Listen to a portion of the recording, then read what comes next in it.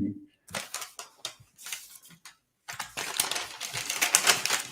till everybody starts rolling in. Oh. We live? We are live. All right. Ready to roll. Folks. What is going on? Monday Night Live. We're back. Wait for all these guys to jump in here. Aaron is here already. Aaron, I seen something today on Facebook. I've been kind of off Facebook quite a bit here lately, but you had got something going on. What was that?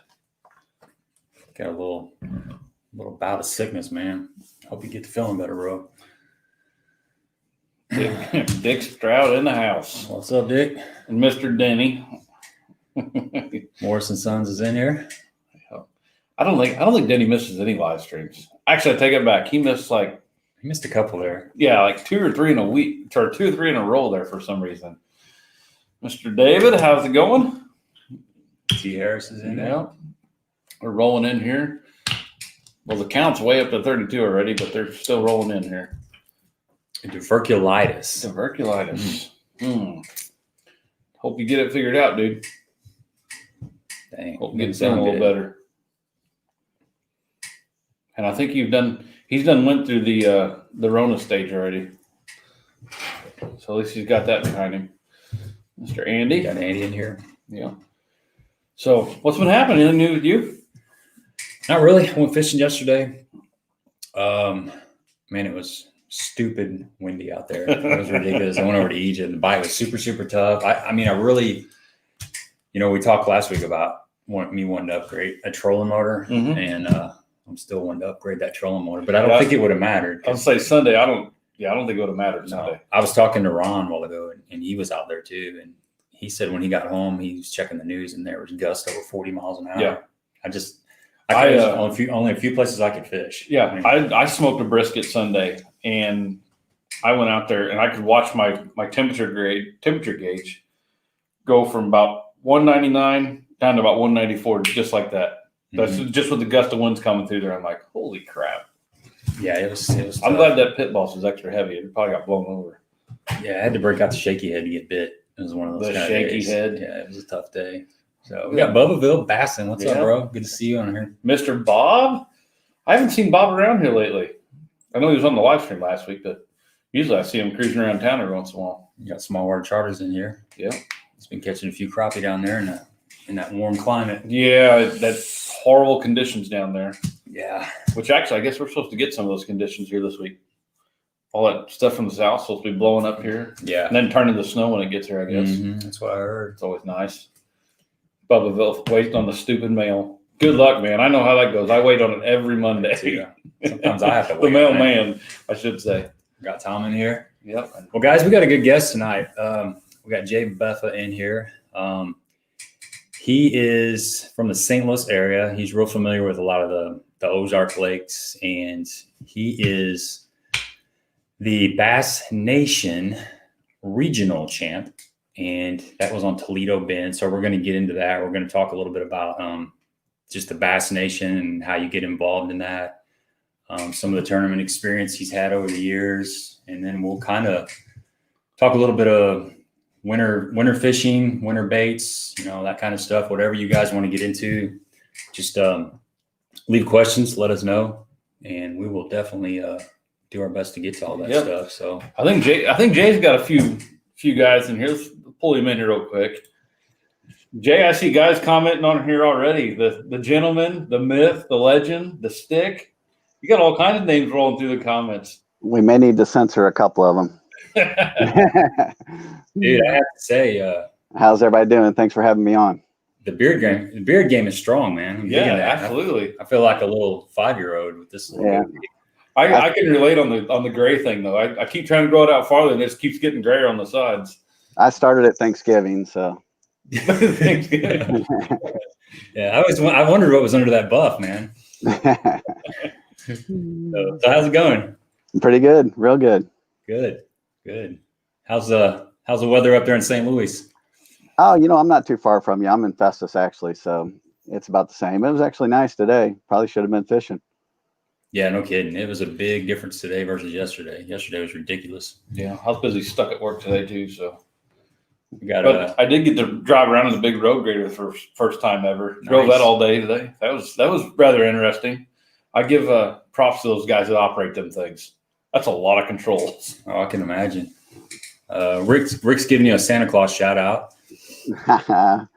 Ricky Lamar. Yes, sir. There's old Denny too. Denny's on here. Got Bob Yeah. Johnson, Winnie Edge Fishing. Yeah. Got some new folks on here. It's Yeah. kind of cool to see. Yeah. Good deal. So just to give everybody a heads up, if you guys will look at the top of the comments, and I left it at the very top so you guys can go find it very easily. Jay is going to talk about the link up above. So if you want to kind of start off with that so we can kind of get that out to everybody and let them know where to find that. Like I said, it's at the very top of the comments. And I will put a link scrolling down through here too. So I'll let Jay tell you about it though. Yeah, it's an event that I got involved with last year. Unfortunately, I didn't get to fish it because I had another conflict, but we helped them out. We actually started a bait company called Hogs Custom Bait. And for every one of the anglers, we actually donated a couple bags of bait for it. And me and Eric DeRouche did that. And it seemed to be a real great deal. The biggest thing is one of my buddy's nephew, he passed away at 3.5 years old. So, just anybody that goes through that, my heart goes out to him. But the Warrior William, that was the kid's name.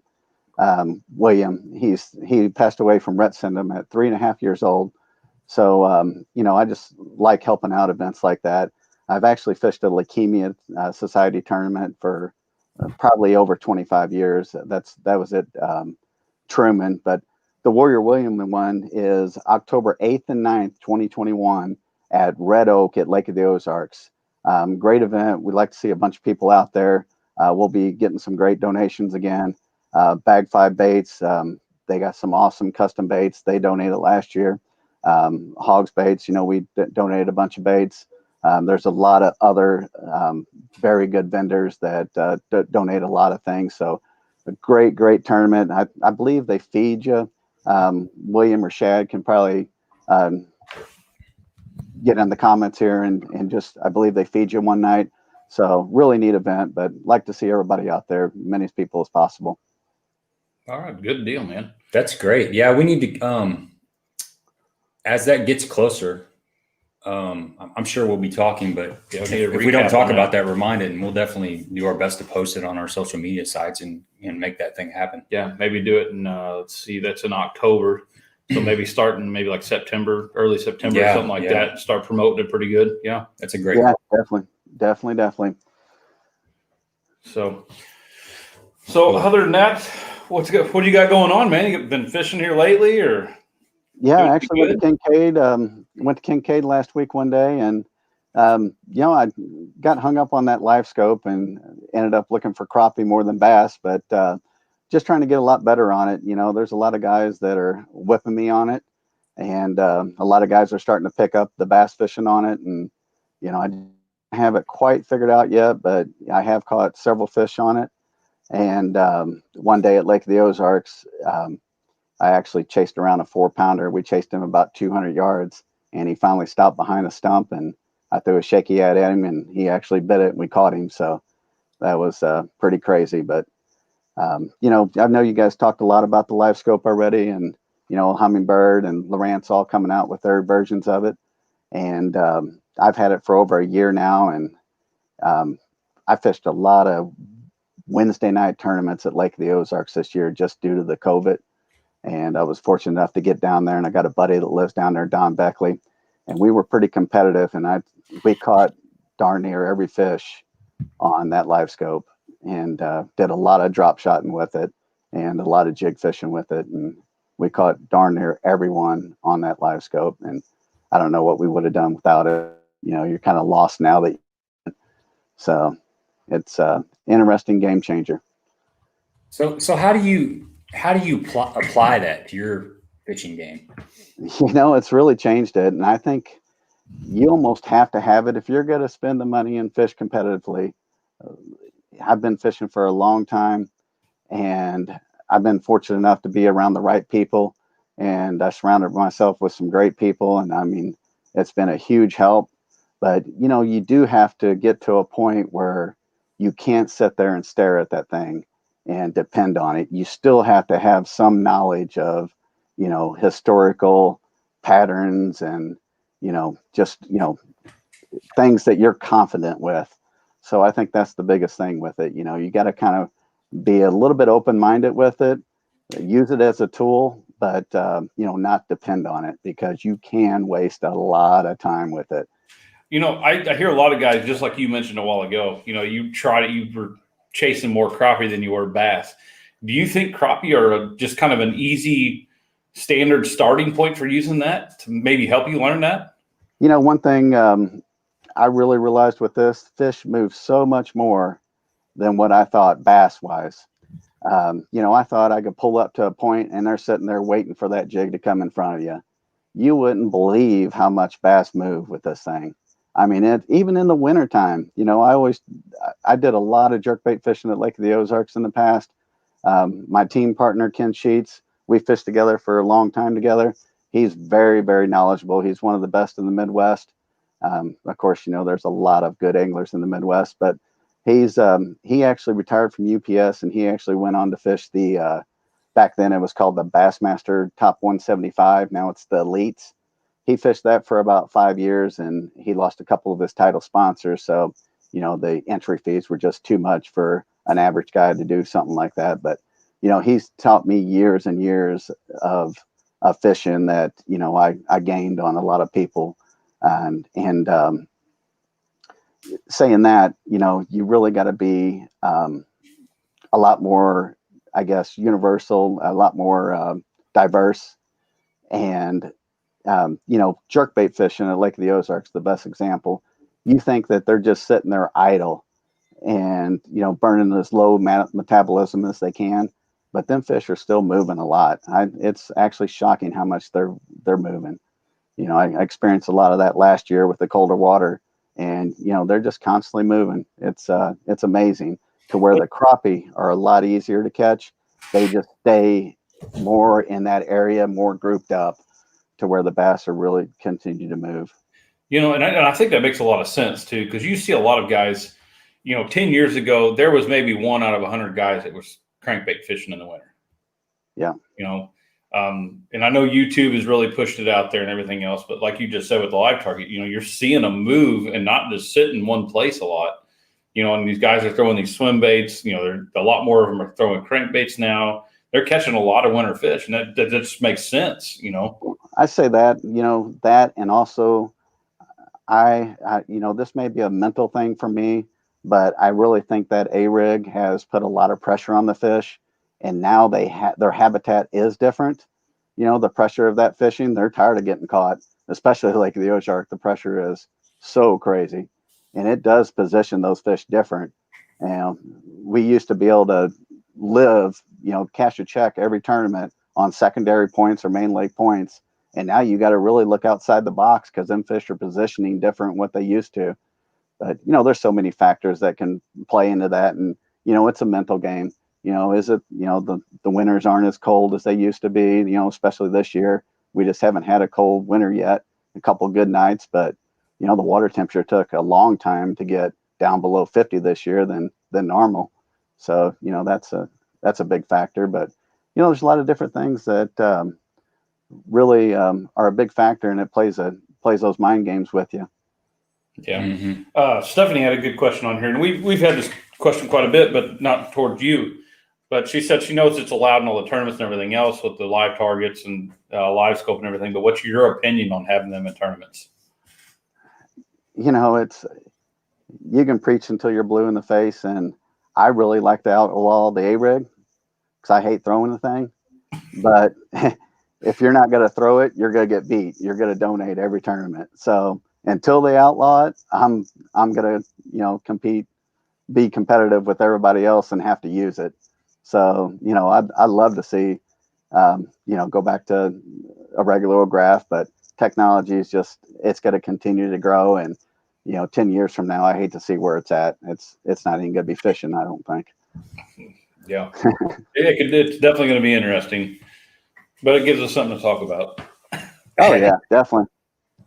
Definitely. But I hope with all these other guys coming out that, well, I say this, but I hope that the cost comes down a little bit. I mean, just fishing in general is, a hard bait anymore. 10, 11, $12 is just ridiculous anymore. Yeah. So, not, any guy that has a boat now, I mean, you're looking at $10,000 to $15,000 in electronics. That's just insane. Yeah. And the thing is it's not just boats anymore. I mean, you've got your guys in the tiny boat nation, you've got your kayaks and everything else. And I mean, I see more people out on the water now in the last two or 3 years than I have ever seen. And a lot of them are in smaller vessels. I mean, not that there's anything wrong with it. It's just, you just see a lot more people out on the water. Well, the aluminum boat market has kind of made a comeback. Yeah. In the last couple of years. Yeah. You see, there's so many people. Well, and like your videos you did with fixing up that that aluminum boat. Mm-hmm. I mean, that's what people are doing all over. They don't want to spend $30,000 to $50,000, $60,000 or $100,000 on these fiberglass boats when they can do an aluminum boat. And they don't have to worry about scratching it up against stumps and this and that. And they got a nice platform to throw from. So, well, around here we have a lot of the lakes we have are less than 3,000 acres. So you can get around those lakes just fine Right. in a 16-foot aluminum boat. Yeah. It's a little slower and you get a windy day, you have to really pick your spots. But for the most part, that's something you can fish the 10 horse limit lakes on, and you can still fish the bigger lakes. But if you're on Lake of the Ozarks or any of those big lakes, it's probably a bonus to have at least a 20-foot aluminum boat. Well, I mean, I guess if you're not on the main lake, you'd probably be okay. Because a lot of them arms off there, you can get back in a lot of them long coves and stuff like them, long arms. Right. It wouldn't be that bad. Now, like you said, if it's windy, it's tough either way you go. But yeah. I can tell you this: I've been on Lake of the Ozarks a lot this year, and there is no boat safe in the bass market. That COVID has messed up so much stuff. I mean, the pressure, just the recreational guys going down there, the wakeboarding boats. I mean, they put out a hellacious wake, and it has been nasty all year long. Yeah, we fished the super tournament down there in the BFL back in September, and there was so much stuff broke when the people got back to the marina. I mean, there was trolling motors ripped off. There was windshields cracked. My buddy's windshield was cracked, and he doesn't even know how it got cracked. He just had a big old crack in it. You didn't tell him about the jig you slapped it with? Well, no, but what's funny though is I actually went back and reviewed some of the footage, and when we left PB2 to make a run to the 26 mile on the Osage, which is where we were staying at, the footage that I had, his windshield wasn't cracked. Sometime between PB2 and the 26 mile is when it cracked. Yeah. So. I see Jay must have a good fan in here. You know this guy? Nope, I don't know him. Okay. No, I know him. That's Ron. He actually, I feel sorry for the guy. He actually moved down to Texas on the other side of Austin. And he used to be a big fisherman around here, pretty much go in his backyard. And now there's no water in sight. I think he has to drive like 5 hours just to get to the lake. Oh, I'm sure he's got plenty of hogs to look at, though. Yeah. Hellabass has a great question. He wants to know, what type of beard oil do you use? Oh, I think it's just baby oil. So that's all I use. No, it's whatever the wife buys me. Yeah. I'm just straight up shampoo. I just let it ride. Shampoo, huh? You don't put no conditioner in there and make it soft? No, man. I think I get a all-in-one, 2-in-1. There you go. That's like an 8-in-1 men's. Something like car that. wash and everything. They got all kinds of weird beer products. Mm-hmm. He said Midland, Texas sucks or stinks. Yeah. Well, you use that live scope when you're dock fishing. Is that a big advantage to be able to see up underneath those docks? Most definitely. I love fishing Lake of the Ozarks in the fall time. My favorite bait is the mag trick worm with a croc gator quarter ounce shaky head. I can really skip this thing. I put it to where, a lot of people can put it, but I put it up there 20, 30 feet underneath the dock, underneath the lifts. And We get a lot of bites like that. We're looking at them shallow docks and we're flipping that thing around, and it works phenomenal. I think I told you, but my wife and I actually fished the Kincaid division, USA Bassin. So a couple of years ago, we fished it. We fished it now for 3 years, and she really didn't think she was ready for a regional event.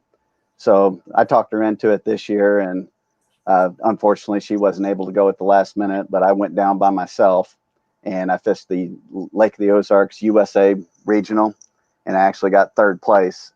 So I caught everyone on that mag trick worm. It's actually a Hog's custom bait that we're making. It's a 6 1/4, so it's a little bit smaller than a Zoom trick worm. But we skipping that underneath the docks, and that's how I caught every one of them, and it was phenomenal. It's the last 5-6 years, Kenny and I have actually competed in a lot of tournaments doing that. And I love when it's tough like that down there, because we seem to be able to catch them during that time. You think it's because they see so many jigs skipped up there that shaky head's just something different? There's my mom telling me to shave the beard. What? My grandma does. She hates it. She hates it, but yeah, I think that's what it is. They see so many jigs, so many people. And I will say that is the only time at Lake of the Ozarks that I fish the docks. Other than that, I'm mostly concentrating on rocks and channel swings. And, that's just what I've been taught and what I have confidence in. But it seems like, that time of the year, they really get onto those docks, and usually it's the bigger fish. We've had some 23, 24-pound bags on the mag truck worm on those docks in September. And, it's a real tricky month because, it gets really, really tough at that time of the year down there. But yeah, I think that's the main reason. It's just something different, and they can't resist it. Yeah. So I got a comment to read here, and you just let me know where I should stop. So it says, "Wow, congratulations on winning the Toledo Bend Fishing Pickwick with a chance at being the Bassmaster Classic. On the cover of Bass Nation magazine, and there was a full-page article in Bass Times. But can we address the elephant in the room? Is there any truth to the rumor that you're still the second best angler in your household?" That is true for sure. Good answer. She, her parents actually had a place for over 30 years on Kentucky Lake. And we've been going down there for about 6 years. And unfortunately, they got rid of it, just because of the decline fishing in that area because of all the Asian carp and stuff. But I actually 2 years ago, we went down there, and in August, she actually caught a 9-pounder behind me. Dang. So every time I take her out, it's just women, fishing slower. And, I'm to the point now where I'm actually watching how she's fishing a shaky head or whatever it may be. And we actually went to Cedar one day, and she catches a 7-pounder behind me. So every time we go out, she catches a big one. But we had a phenomenal day that day at Kentucky Lake. It was middle of August. The wind was really bad. My wife has a really bad back. So we were out on the main lake. On Saturday, we caught a 7-pounder and a 6-pounder off one ledge. And on Sunday, it was too windy. So we ended up going into one of the creeks in Jonathan Creek where they kept their camper. And we get in there, and we went and flipped on a dock. And I threw on the corner of this dock, and I catch a 3-pounder. She threw exactly the same spot and catches a 9-pounder. And we took it into the little resort there, and the owner came down, and everybody was really excited for her, and we called her dad, and her dad was crying. Everybody was crying. It was really awesome. So we let the fish go. I took all the measurements. I had it actually a replica made for her for Christmas, and we actually went and back out fishing. She ties on a DT10, and we go to the bridge piling, and she has another 8+ hooked, and it jumped off. And actually for that one, I actually had the GoPro going. So I wish I would have had it going for the first one. It's one of those deals where you get out there and you're just excited to fish, and you don't turn the GoPro on. But we had a phenomenal day. That was a phenomenal weekend. Probably one of our best weekends at Kentucky Lake. I bet you our best 5 that day would have went over 30 pounds on that Saturday. It was phenomenal. Holy crap. Yeah, Yeah. you guys were on them then. Yeah. Sounds like a good team partner. For Yeah, sure. no Oh, yeah. Yeah, So she's Colin said- done really well. Yeah, Colin said, tell him about the hog you caught on the whopper plopper 2 years ago. Well, unfortunately, that was the back of his head.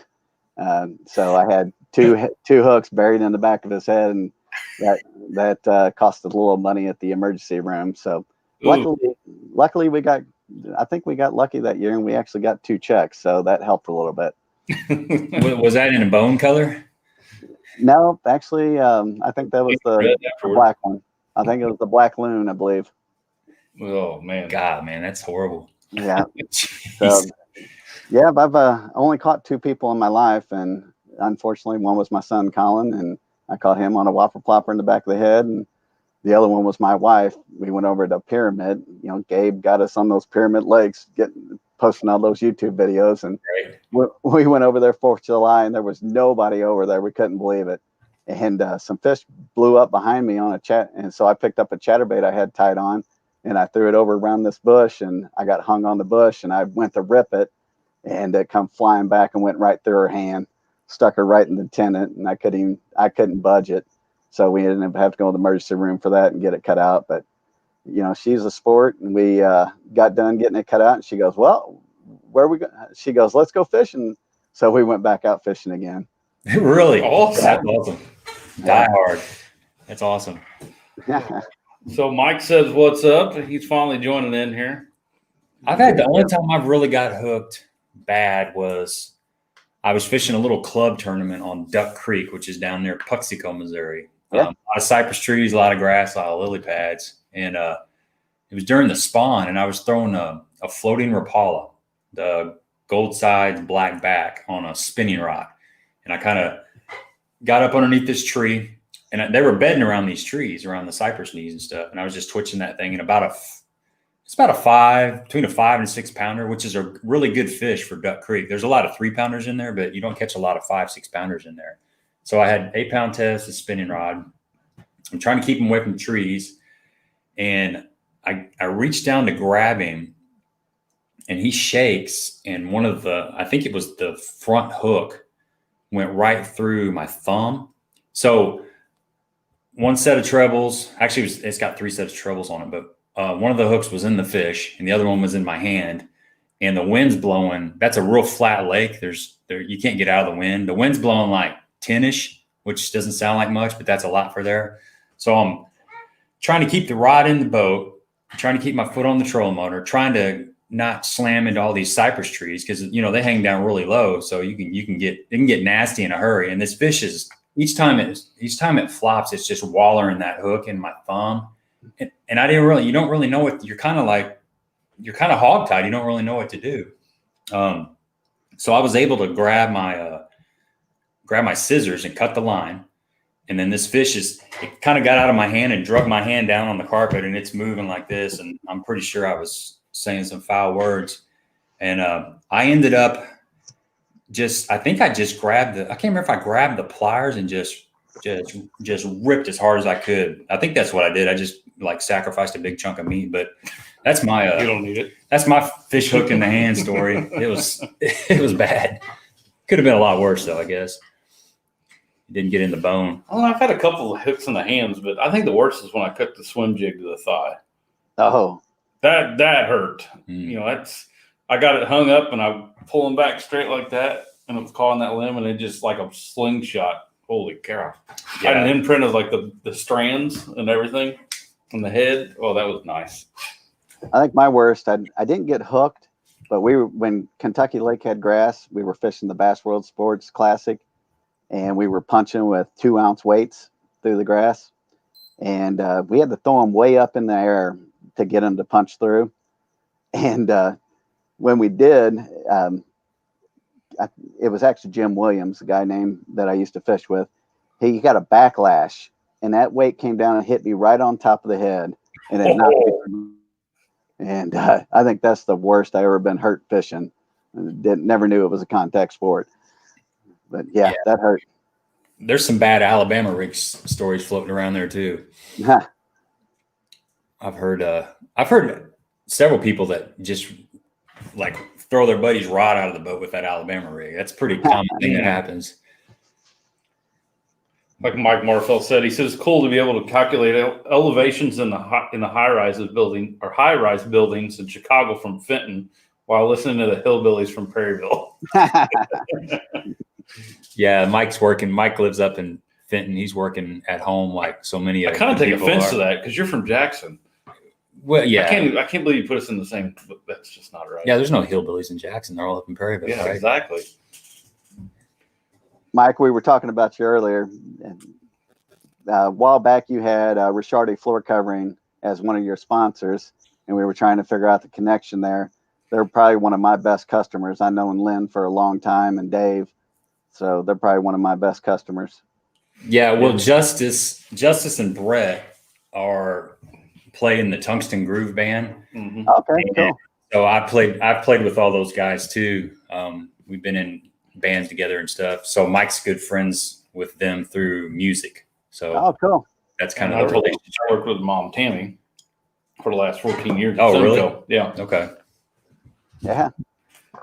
Small world. We got some horror stories coming in now. Got a 300 post crankbait through his hat into my scalp to the back of the head, pulled it out with a pair of pliers on the water, kept fishing. That's right. Sometimes you got to suck it up, Buttercup, and keep going. If you can get it out, sometimes you just can't get it out. Sometimes it just, you got to go to the emergency room. So Julie says Jay goes between two different kinds of beard oils. Gibbs Alpha Male Beard Hair and Tattoo Oil, and the other is Duke Cannon Best Damn Beard Oil. There we go. The secret is out. Yeah, we're getting down to the nitty gritty here. So, if you were going to Lake of the Ozarks tomorrow, what would you be looking for? Me to get in your truck. Pretty much channel swings at this time. Okay. You know, the water temperature is cool enough. I really like the transitional banks this time of the year. You know, it could be channel swings with a little bit of a transition on it. But, you know, my number one key bait is the same thing Mike said last week. This is a pearl escadescent. Basically, it's a bag 5 custom bait with the orange belly. Basically, it's the stain reaction is what it is. Almost a similar color to that. But this is my go-to bait at Lake of the Ozarks. You know, since that Alabama rig, I really miss this because it just don't seem like you can catch many fish as you used to be able to. So you got to work for them a little bit. But once you find them, this is the ideal bait. I love this bait. On cloudy days, I like the, I can't think of the name of it now. French pearl? No, not the French pearl. The one with the green and green back. Is it it's not the Edo Natural, is it? Yeah, Edo Natural. That's it. Okay. That's the one. I really like that one in cloudy days. It's amazing. This one, sunny or cloudy days, seems to work. But that's about the only two I go back and forth on. And then every once in a while, I'll throw this one in. I forgot the name of that one, but my mind's blank tonight. But it's got like the white stripes on the side with the chartreuse bottom, the blue back. I forgot what they call it. Yeah, that's not the original Pro Blue though, is it? Yeah. No, it's not the Pro Blue. It's a little bit more detailed than that. Okay. But I can't think of what it is. But so then, that chartreuse belly is a key for you, something with some chartreuse for the most part? Yeah, it's a little bit more. I really like more of the orange belly. I know I like the chartreuse belly. This one does have the chartreuse on it, but I like the orange a little bit better. If I get around docks, I'm going to a little smaller version of it. The old Pointer 78, this kind of resembles that bait. It's kind of in between bait, between the 90 and the 70. Shad? That's not a bevy shad, is it? No, it's real close to it though. It's an off-brand bait, but I've had really good luck with that. And then if I'm more of that channel swing with like the bluff ends and things like that, I love the shad wrap. You know, the old school shad wrap, been a great bait. This one is actually one of my old ones. I have weighted. So I have the hook weighted and the front weighted. It just keeps it down in those rocks, and those fish are moving up looking for them big black rocks that are keeping them warm. You know, they're just looking for a little bit warmer weather or warmer water. And, you know, they're looking for them gizzard shad too, when them gizzard shad get up there. So that's where the big fish are going to be 90% of the time. So that's kind of what we look for. You know, the original wigglewort is always a good bait. Some custom ones here. I know the tournament that I actually got second in, the BFL at Table Rock, that was back in 2008. I actually caught every fish. You know, it was in April, so a little bit later, but you can throw this all year round down at Lake of the Ozarks. I mean, the rock crawler and the original wigglewort, phenomenal baits. You know, a little bit wider wobble. I'm going to throw it on a 5 to 3 to 1 gear ratio. So, you know, that's just an excellent bait for Lake of the Ozarks. Yeah, it's amazing. We fish Ozarks every year, usually down around late April or early April, sorry. And I couldn't tell you how many wiggleworts we see caught up in rocks everywhere down there. Yeah. Holy Yeah, cow. I actually like the Spro rock crawler a little bit better because it actually goes a little bit deeper, but also that live target, hunt for center. That one just seems to be a real good one. You're getting about 12 foot on that one, to where, you know, the wigglewort and the rock crawler runs somewhere around 8 to 12. Just depends on what kind of line you're throwing. I like 8-pound fluorocarbon. I'm just pretty much even on the bigger crankbaits. I'm even throwing 8-pound test. I just like that smaller diameter, being able to get it down a little bit deeper. Yeah, Elegy bone, is that the color? Elegy bone, that is the color. Yeah. That's what I was. Thanks, Amby. I just texted that to Greg. Yeah, thanks, Amby. So when you're you mentioned going and finding channel swings. Do you need to see shad on those channel swings before you go fishing? Yeah, definitely. Yeah, I think I don't know. You know, I think that's a key factor anytime you're fishing. You know, if there's bait around, most likely there's not going to be fish around. Right. That's a key factor anywhere you go, I believe. Okay. Yeah, I agree with you. That's me and Ron were talking. Ron lives on Lake of Egypt, and I was telling him the last couple of times I've been over there, I haven't really been able to find the shad. And, you know, a lot of times the shad is just stuck on the bottom. It's not so easy to just side scan and see the shad up off the bottom. But he was asking me if I threw a jerkbait, and I said I didn't throw a jerkbait because I just wasn't seeing fish in the right the right part of the water column. So that's why I was throwing that shaky head, because I was seeing some shad on the bottom and some fish just kind of scattered. But so that's why I was asking if it's necessary to actually see the shad, or if you're fishing areas that just look right. You know, if you're even pull in there and throw for 10 minutes and move on, or is it just strictly if you don't see shad, I mean, you're not going to fish it? You know, that's my biggest, I'd say, advantage and disadvantage both, is, you know, the years of experience at Lake of the Ozarks that we've had. You know, Kenny's taught me a lot there, but just the years of experience, you know, the spots don't always depend on a spot, because that can actually hurt you.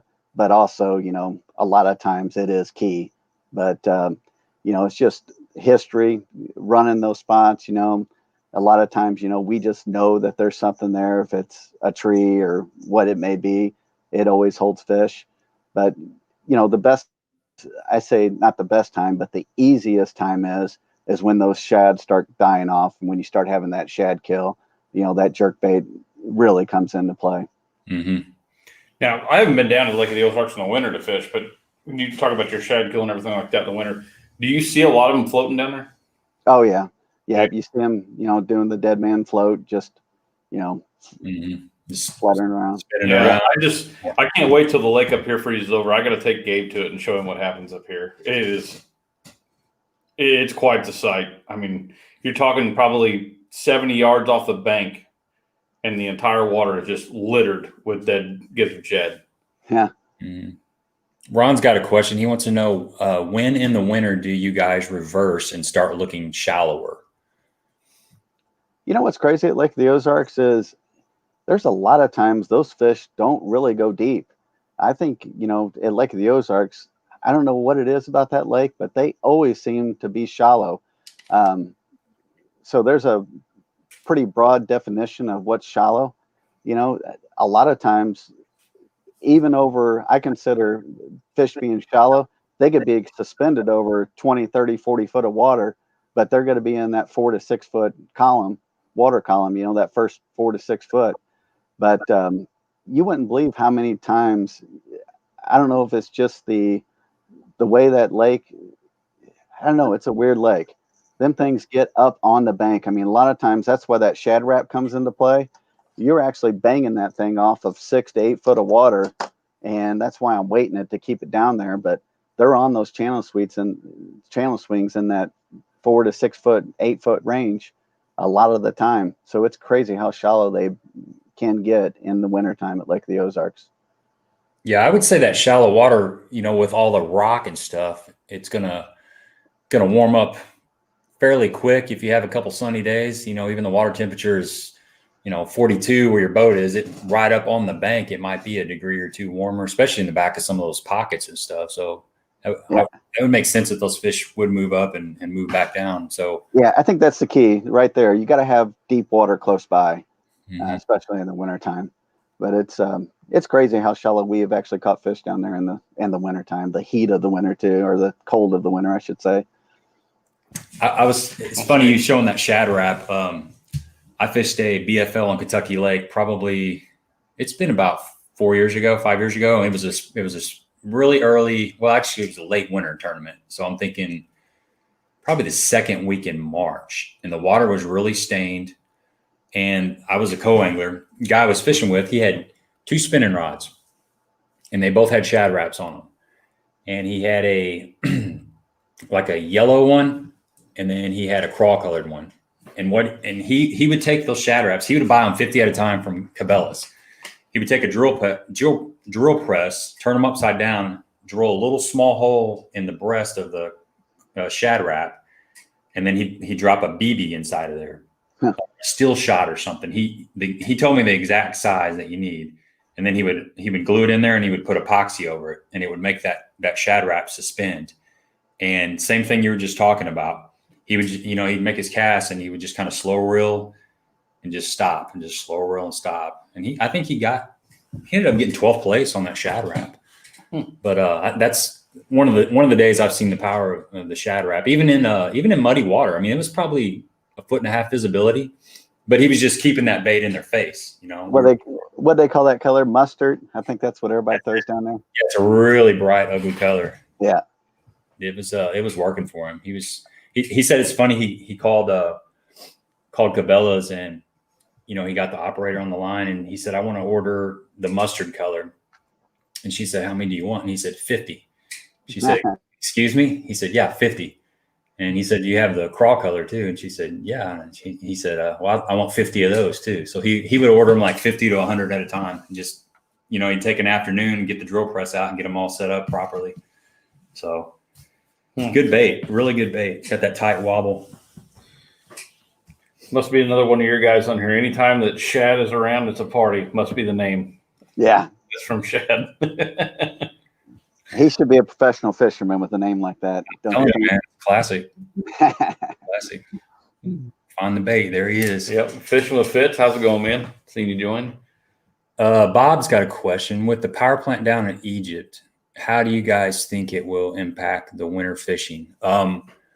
Well, I've got a couple videos coming out, and I actually did some water temp readings. So at the front of the lake, and I actually ran back down to the other end of the lake. And it seems like, from what I can tell, and Ron DeRosa, he was on here. He's out there all the time. He would know. There's going to be about a 5-degree swing from what I'm seeing. So like the other day, I saw 46 up front, and then I saw like 42, like 41.9, 42.1, something like that, all the way in. It was in Shawnee Creek. So not all the way to the very back, but halfway. So, and that was in the marina. I didn't go all the way up by the buoys and by where the hot water discharge is. So I don't think it's going to be that 10 and 12 degree swing like we've been used to seeing the last, forever. But I still think there's going to be about a 5. Yeah, Ron says about a 5 degrees or so. So I think there's going to be 5 degrees. So that's okay. I don't think it's going to hurt it. I really don't. I think the pressure on that lake alone is what kills that lake so much.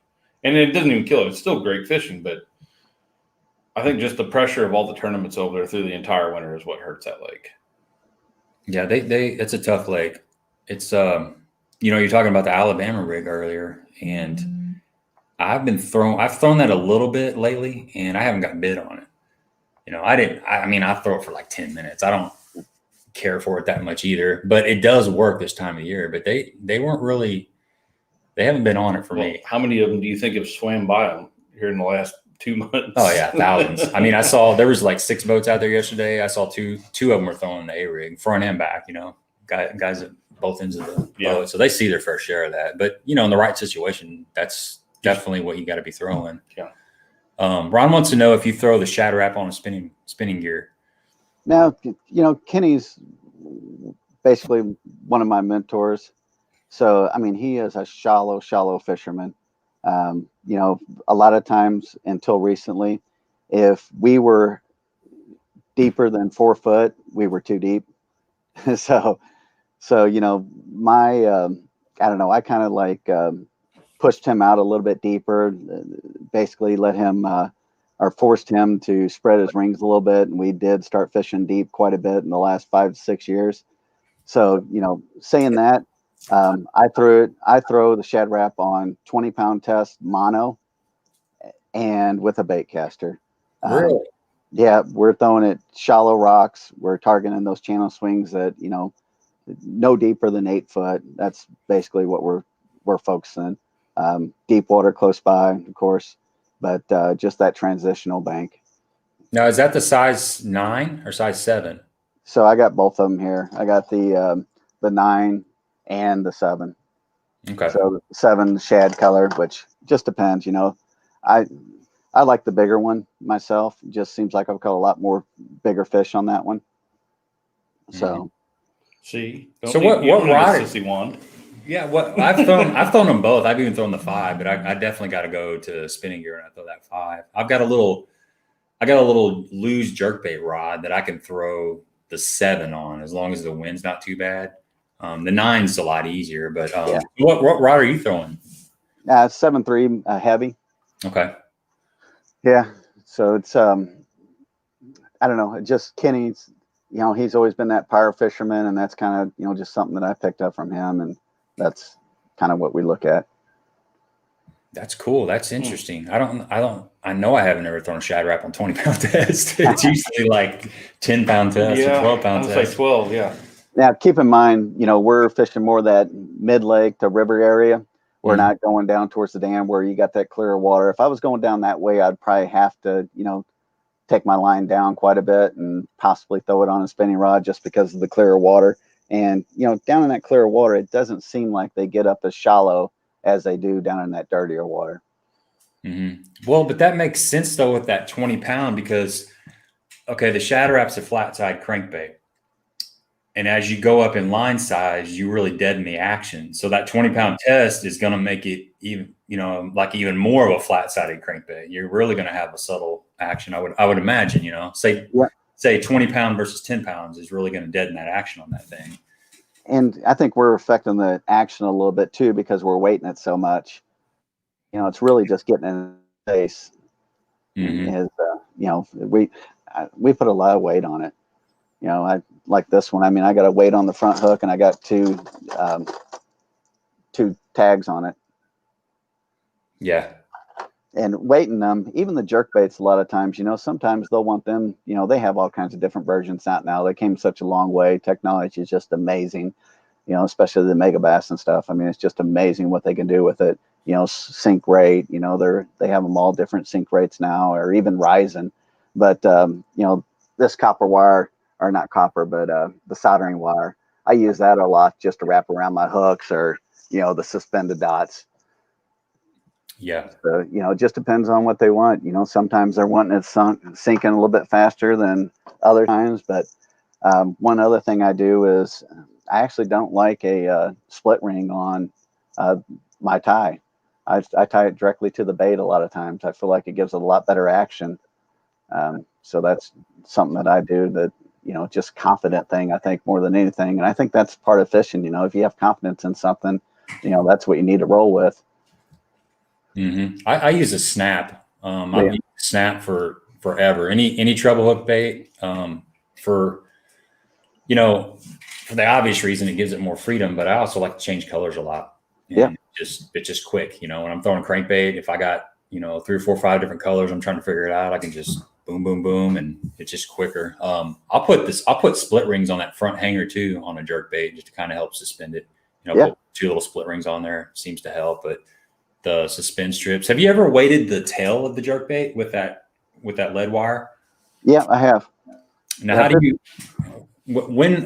see? I haven't done that, but I've been seeing that done a little bit. So it's given it that action right there when you're jerking it, I guess. So yeah, it just gives it kind of a little bit different. It'll actually make it do some weird things, but it's crazy how much variance there is in jerk baits out of the box. I think you got to tune every one of them and just figure out what the fish want that day. I mean, that's the crazy thing about it, which, I think that's why this A-rig, so many people throw it, because it's so easy to catch fish on a lot of times. Yeah. I mean, I think the pressure is getting to them a little bit, like you going over to Egypt the other day and not having too many bites. I think, it's the time that you need to start looking for that new bait. What's the newest and greatest thing out? We get hung up on, we started at the Cinco, for example, then we went to the trick worm, and now we're at the Ned rig. Everybody's catching them like crazy on the Ned rig. So it's kind of like one of those things. What's the next bait that's going to be that hot bait that everybody's going to destroy him on? I sometimes I think it's finding that bait that was hot like 10 years ago and cycling them back through it. The spinner bait. A lot of guys got away from the spinnerbait when the chatterbait came away. That's one of my go-to baits, man. I've been whacking them on spinnerbait the last couple of years while everybody's been throwing a chatterbait. I still throw a chatterbait a lot too, but I'll have a swim jig, a chatterbait, and a spinnerbait on the deck, especially when the fish are up shallow. And usually they're going to prefer one over the other, but that spinnerbait is a good old new bait. No, that spinnerbait doesn't work. Yes, sir. It does. I think as fishermen, we actually overthink it a lot. It's that KISS theory.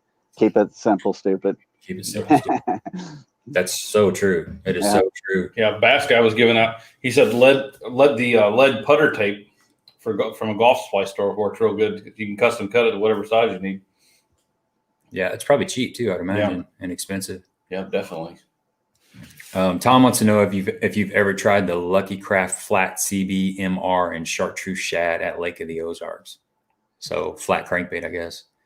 Actually, one year at Canada, that was a really hot bait for us. I have not thrown it at Lake of the Ozarks, but I bet you for that Canada trip, I probably bought 20 of them, and I probably still have 20 of them. But we did catch them. They like the smallmouth, like that bait up there in Canada. Let's see what we got else here. Steve says he was saying that they shut down the plant 2 years ago at Coffee, and the lake has suffered. I've heard that from a couple different people. Sean Titsworth, that's on here every once in a while. I haven't seen him in a while. No, but that's his lake, and he was saying that it got really, really tough. I think, back to Egypt, if you've got, as long as that water up front will stay 42-ish, 43-ish, I think everything's going to be fine.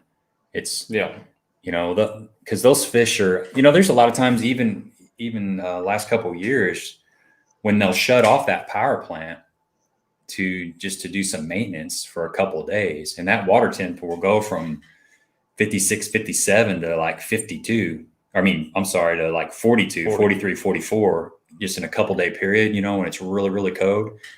And it will shut those fish down. That's a huge temperature drop, but they turn right back around, when it starts warming back up. So I think as long as it stays in that lower 40s, I think it should be okay. I don't know. We'll find out. We don't have a choice. I don't mind fishing lower 40s, and you can still get bit. But as soon as it starts dropping below that, you start hitting that 39 mark. It's tough. 42 is, for me mentally, 42 is when it really starts slowing down for me. I don't know. What do you got a temperature that you're like, oh, it's going to be really tough now?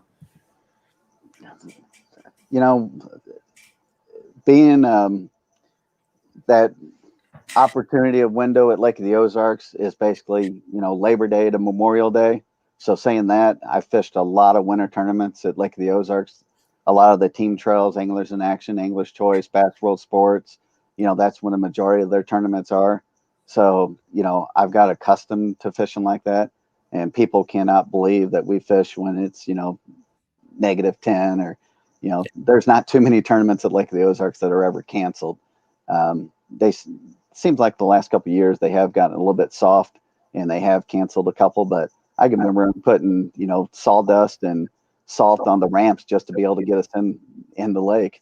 And, you make sure that you don't unhook your boat before you back down, wait until it's in the water. And it's, we've seen that a lot, but, being accustomed to that, I think, it does not bother me at all. I love fishing in the wintertime. And I think it's just because of my experience at Lake of the Ozarks and how much we fished it in the winter. So water temperature really doesn't bother me too much any time of the year. But yeah, I think, especially when there's been times at Lake of the Ozarks where we've actually went to a favorite cove that we have, if it might be a cove that we really, really like fishing, and it'll be iced over and we'll actually run through it with the boat. And, like wind will actually blow up onto the ice and finally melt it. Well, also your wake will. So if you run down the lake and find an area that you'd like and do a couple donuts in it, eventually when you come back an hour and a half later, that ice will be gone. You'll be able to fish it. So there's been situations where we've done that. Yeah, that's awesome. Makes total sense. Yeah, I seen Andy on here wanted to know if you've ever tried a 13 fishing jabberjaw crankbait. Nope, I never tried that one. Nope. And Eric Rouge looks like he got on. He said, "Hey, I finally figured out how to comment. I can make baits, but I can't use a computer to save my rear." Oh, welcome to the show. I'm just glad we haven't had any technical difficulties tonight. So, and we remember to turn the volume up. Yeah. So, do you got a favorite way to catch fish? I always think about that, and there's not too many ways that I just love catching fish. It's I think I don't know. I think over the years I'm a little bit versatile than most guys. I've done a lot of homework. I live, eat, breathe fishing, and that's what I've done for a long time. And I'm learning every day still. So, whatever season it is, it's hard to chase those seasonal patterns. You always got to have an open mind, but I really just like whatever they're biting on. I love the deep crankbait bite. I love fishing a jig. I love fishing a shaky head. I love fishing a jerkbait. I love flipping docks. Top water, I absolutely love that. I would say that's probably my most favorite is top water. But I just like, I go to Lake Fork. I tried going to Lake Fork quite a bit. I actually went back in June. I got on a hellacious swim bait bite. That was absolutely a blast. The biggest one we caught was 7.6, but we caught 40 fish off one spot. Yeah, it was phenomenal. My son-in-law Micah never caught one on a swim bait, and I think I cost him a lot of money after that trip. Bought a bunch, but I think that's the biggest thing, just being versatile. And I even throw a drop shot a lot, especially in the summertime. Targeting those fish, and especially with the live scope now, I threw a drop shot a lot this summer. Yeah. Is there a technique that you haven't had a lot of experience with that you're maybe working on at the moment, or you plan on working on next season?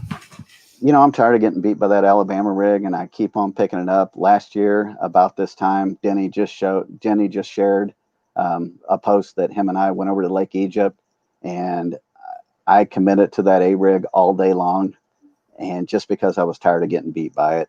And I watch so much YouTube and just do so much homework, when I'm not fishing.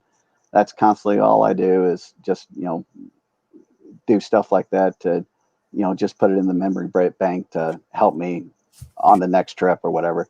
But I think that's the biggest thing, you know, all these guys out there catching them on that damn A rig.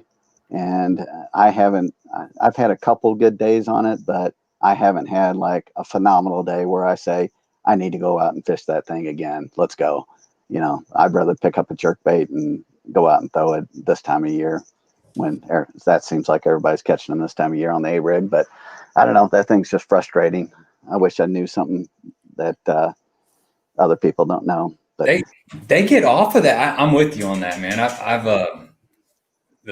Probably 2 or 3 years ago, well, probably 3 years ago, I'd pick up that A rig a little bit, and I mean, it's always in the way. It's big and bulky. You got to make sure that you got some kind of thing to tie it to your rod so it doesn't grab everything else in the boat. And you got 5 baits. You got to rig them up. If you break one off, it's like 20 minutes to get it set back up. It's just a pain in the butt. So I'd throw it a little bit and I wouldn't get bit, you know, then I'd go back to a jerk bait or something else. And then 2 years ago, I guess I kind of like what you're talking about. I had a couple of days where I caught them pretty good on that. And then last year we had several trips, me and my buddy Jerry, we had several trips where we caught them really good. And we fished it for probably most of the day. And we kind of started getting a feel of like how to fish it, like getting different size jig heads, depending on how shallow you're going to fish, braid versus fluoro,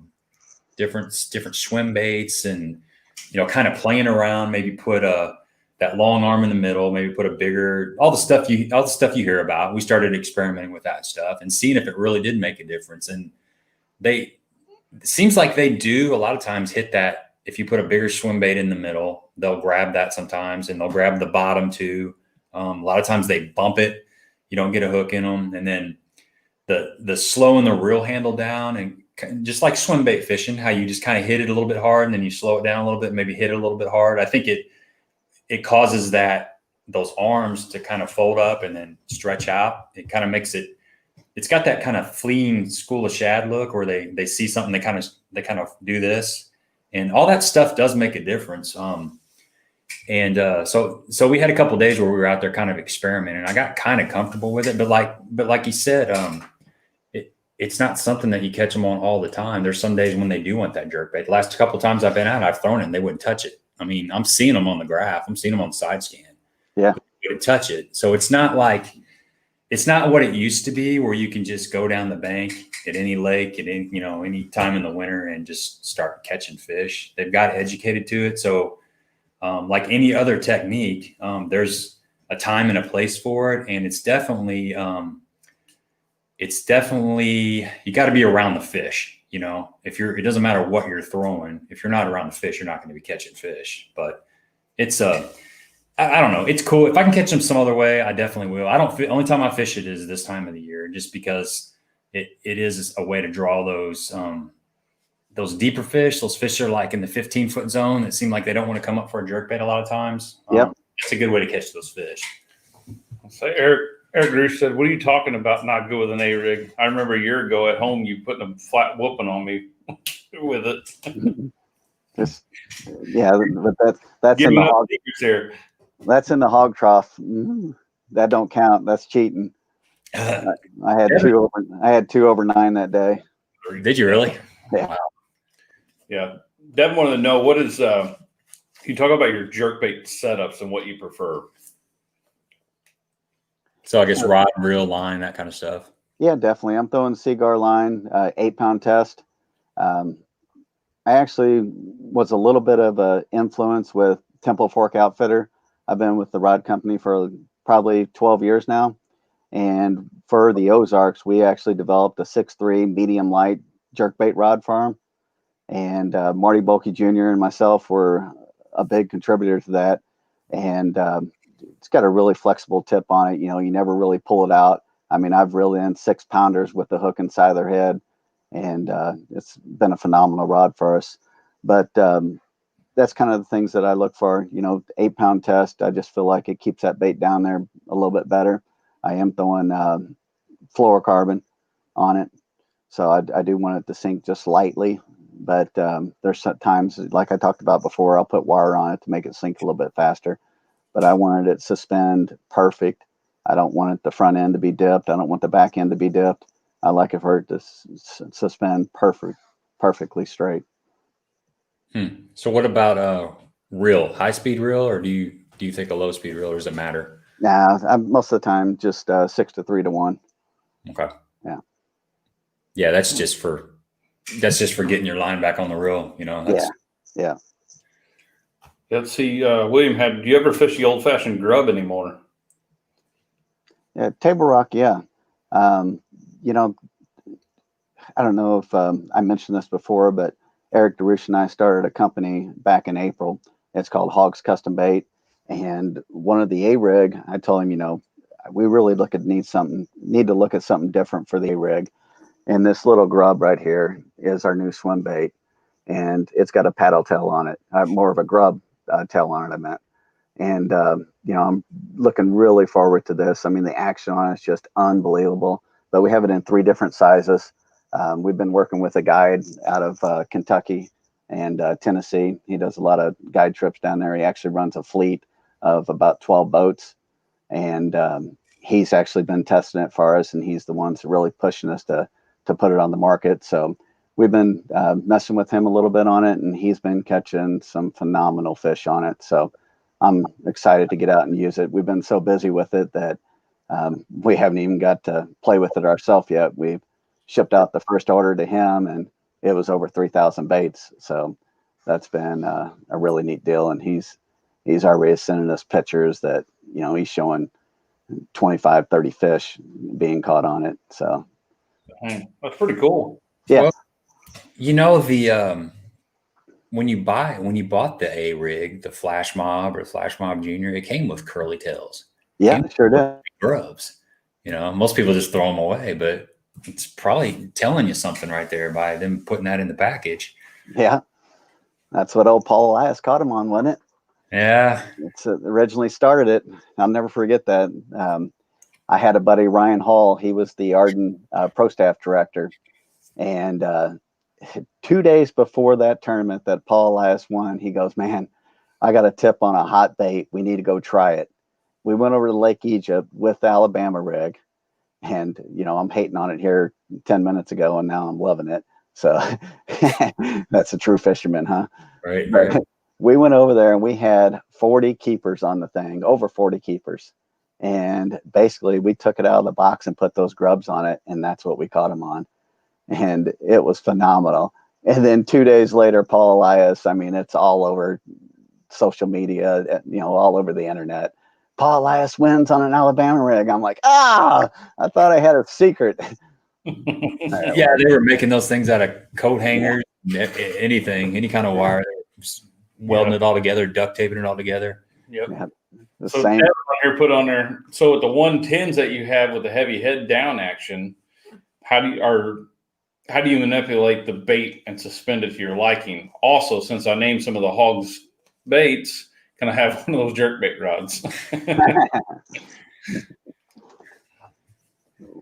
What was he saying again? Well, he said the 110s that if you've got a 110 or if you got a jerk bait that wants to suspend head down, how would you weight it to where it has that horizontal presence? Most of the time I'm doing the middle hook. So it's with the soldering wire or the suspended dots. And, there's been times that I've put them back in the box and gave them to somebody because you can mess with them. And that's amazing how a bait will vary out of the box. And there's sometimes, even on crankbaits, I just can't get it right. I don't have the patience to sit there and mess with it that long. Sometimes buzz baits are like that too. Buzz baits are horrible. Mm-hmm. Yeah, you always get them tracking one way or the other. Yeah, the actual Megabass Vision 110 is pretty consistent out of the box, in my experience. But I bought some of the Lucky Crafts, just the 100s. Man, I bought 2 of them the other day, and they sink like a rock. I don't know. No, actually, I'm sorry. They rise like a rock. I mean, I had to weight the crap out of like a rock. They rise like a bobber. How's that? Okay, I was gonna say your rocks rise. Around. No, but they really rise fast. And then I've had some of them, and we're talking 4 46 to 52 degree water temps is what I'm thinking. But that's just like what you said. Some of those baits, same manufacturer, same length, same model and everything. Some will float really fast and some will suspend right out of the box. Some will sink. It's pretty strange how that works. I mean, it is, I'll do some other things too. I mean, nobody is stupid enough to throw away a $20 jerkbait. So I'll bring it home and actually put different size hooks on it, maybe a heavier hook or something too. So, I don't like messing with them when I'm on the water. I'll just put it aside. And when I get home, I'll change out the hooks or something and try it next time. You never heard of a floating rock? No, I can't say that I have. Well, I think they used to sell floating rocks back in the 70s. I should probably try to sell them. I've got plenty of them. The kids love them, man. They're really popular. Hey, Gabe, do you are you sure you're not buying the high rise ones when you bought it? I need to look at those. I ordered some off of that Simmons. I think it's Simmons Sporting Goods. They have the eBay auctions. They have a lot of Lucky Crap stuff on there. And it was supposed to be a suspending the 100 series. But it was definitely floating up. Because probably in the last 2 years, they came out with I think they call it a high rise. And it actually rises pretty quick. Well, I'll look because I got one in my box and then I got one in the pack still. But well, Mike said if she floats, she's a witch burner. Mike, if you ever throw the Magnum spoon at Lake of the Ozarks. Oh yeah. There's you don't want to talk about it, you can tell. Yeah, there's a lot of lead in the bottom, just put it that way. It's not very friendly with all the brush in Lake of the Ozarks. Yeah. Stephanie wants to know what size hooks you're changing them out to from the originals. Usually I look at like a 4 and a 6. It's hard to get away from the mega bass hooks though. That's a sharp hook. They're sticky. They're very, very sticky. And that really doesn't go too good together because most of the time in the wintertime when I'm fishing jerk baits, you usually have gloves on. That just and your boat carpet. It always grabs your boat carpet. But yeah, it just I think I'm going up to a 6. I think that's right. A 6 and a 4, I think, is what it is. And yeah, that sounds right. I'll sometimes like the Spro McStick. A lot of times it wants to rise, and I'll take a size 4 and put it on the front. It's kind of big. You kind of got to watch it. It can grab your line sometimes. Yeah. But that's about the right hook that I found. In that mid 40 degree water to get that thing to suspend. With the 8-pound test, I've done a lot of experience with the mixed sticks. They do seem to get down a little bit better. They're almost like the Mega Bass +1. They seem to get down a little bit deeper. And, that can be very beneficial at the clear lakes like Table Rock and even at Lake of the Ozarks when you start fishing down by the dam and stuff. Yeah, I think they got that rogue, kind of a closer to a rogue action. I don't know. Just because of the bill placement, the bill's back a little bit further. They're actually pretty similar. I brought a bunch of jerk baits too, but yeah. To know if those were in that USA series package. Those jerk baits. USA series packages. I don't know. He's talking about the Lucky Crafts, I guess. I'm guessing, yeah, the ones you bought. Yeah, I don't know. I just too busy ripping them open to get to them. Well, I always get on there that, man, you can drop a couple $100 on that auction if you're not careful. So if you guys are looking for some Lucky Craft stuff, that Simmons, they have those eBay auctions and they're usually like 6 days out, and you just throw your bid in there and then it gets, it kind of rides for a while, but you get down to that last day and it gets pretty hot and heavy. But I'll pick out, I'll have like 10 or 15 things that I bid on. And sometimes I won't pay attention to them. And next thing you know, I ended up buying like 6. I won 6 things. And I really wasn't planning on it. It's kind of like I just went on a shopping spree or something late one night. It was really, really late. And I just started bidding on stuff and I kind of forget about it. And then 6 days later, all of a sudden, I notice in my email that says you owe $75 for jerk baits. It's like crap. I forgot about that. Getting drunk and being on Amazon at midnight. Same thing. Home shopping network. 3 days later, you get all these packages showing up going, who the hell ordered this? Yeah, believe me, I know all about that. I work for the Postal Service. Boy, you guys just brought back some good memories. Originally when Lucky Craft came out, that was like the original jerk. Well, not really the original jerk bait. The Rogue was the original jerk bait. But when Lucky Craft made their big push, I'll never forget this. Osage Bait and Tackle. They're where the city hall is now, where the police station is now. They're right outside PB2. They had a little tiny building there. I mean, this thing was really little bait store. And it had rocks on top of the roof. I'll never forget that. We go in there before fishing one weekend, and there is like 150 brown paper bags, like lunch bags, behind the counter with people's names on them. We're like, what's up with that? And they're like, these are the new Japanese Lucky Craft jerk baits. And we're like, you got any more? So stupid enough, $15. Here's $40 or whatever, 30 bucks, whatever. We end up buying a couple. My buddy John Lewis was with me, and we get out to the first spot, and I'm tying mine on. He ties his on. He stands up. He throws his, and snap, it goes about 200 feet up into the woods. Yeah, that was hilarious. So, of course, I think that was we actually each bought two, is what it was. So we ended up fishing, and I mean, we had one of those days that were like, wherever these things come from, we need 200 more of them. So I'm sure that was the first of our collection, but it was absolutely crazy how many fish we caught that weekend on them. And I mean, it was like a hot new bait. I mean, it was phenomenal. But it's kind of strange how you go through those cycles and see those bait companies like that. I mean, that's all we ever threw was Lucky Craft, and then Mega Bass came and just destroyed the market. And I mean, it was absolutely insane. $5 more bait, and everybody and their brothers buying them. I mean, it's just insane. Yep. Yeah, I know you said you throw a lot of the bag 5 baits, and I saw Mike on here. How do those compare to the actual Vision 110s?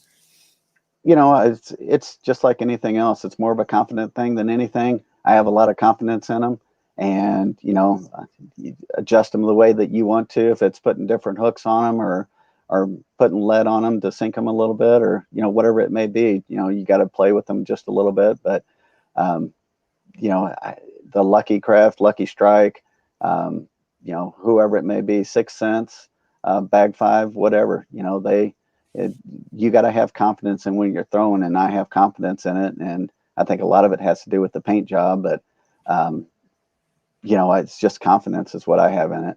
And I've been throwing them for probably, 8 to 10 years now. And that's kind of my go-to bait. Yep. That's awesome, man. I 120% agree with that. It's amazing. I was just thinking about, I was fishing that shaky head yesterday, and I had thrown a jig and caught some on a jig, but it just felt like if I slow down and threw something that I had a ton of confidence, because the hardest thing to do is to throw something that you don't have confidence with and slow down and give it a chance to work. And it's kind of a catch-22. It's never going to produce because you don't give it enough time to produce, because you don't have confidence in it. I mean, the best way to get confidence in something is to obviously catch fish on it. And if you're not fishing it the way you need to fish it to catch fish, you're never going to get confidence in it. But just like what you said with that jerk bait, if you got confidence in it and you know that that's the bait, you got it in your hand and you're working on it, and you think it's going to work, then you're going to catch way more fish than if you just threw something you don't have confidence in. Just kind of stating the obvious there, but that's a good point, man. Really good point. I think that brings up a really good topic. How do you translate dock talk? A lot of times I have developed a really good circle of fishing friends. I mean, it's I've came across a lot of awesome people. And, part of my success this year was some of the guys I met. And I guess, fishing Lake of the Ozarks as long as I have, state, nationwide names like Dennis Burharst, whenever he helps you out, he was a big contributor to me, Toledo Bend. So, some of the information he gave me, I took it and ran with it. But, the way that you translate that information is very key. And, going back to the confidence thing, it's hard to chase other people's patterns. I mean, I've, tried, listened to Doc talk so many times and failed at it. I'm like, goes back to the Alabama rig, all these guys catching them. We're just fishing windblown main lake points. You go out there and fish 1,000 of them and you don't get a bite on it. You're like, what the heck am I doing wrong? But there are times where you got to take that information and play it to what you're best at. And it goes back to confidence. And mine a lot of times is the shaky head. I mean, I feel like I can throw that shaky head worm pretty much year round and catch fish on it. That's just my confident go-to bait. That's so answering your question earlier, that is probably my go-to bait. Yeah. I'm with you, man. Greg's not a finesse fisherman at all, but when it's tough, I mean, I got that and a little small. Now I throw a finesse jig. Well, that's different, but that's what I was going to say. A little finesse jig or the shaky head. I feel like I can get a bite in it. And do you ever put anything else on that shaky head, or is it strictly a worm? No, I just have so much confidence in that worm, and that's pretty much it. I take that back. There are times in the springtime where I really, really downsize. So that April, May time period, I'm really good at downsize, and I actually put a real small critter crawl or ring crawl by Crocagator on it. So just going with a real small profile, and that's all I'm putting. No skirt or anything like that, just a very small crawl. That is a high pressure bait. A lot of them fish are coming up shallow, high pressure. That bait just seems to catch them. Mm-hmm.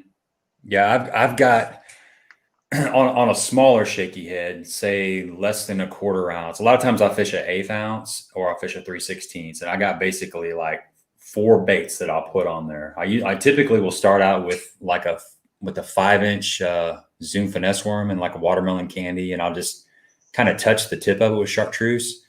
Maybe go to green pumpkin. This is all the water clarity is probably 2.5 foot visibility or clear. And then if it's a little bit more stained, I'll put a June bug or a black in that same bait.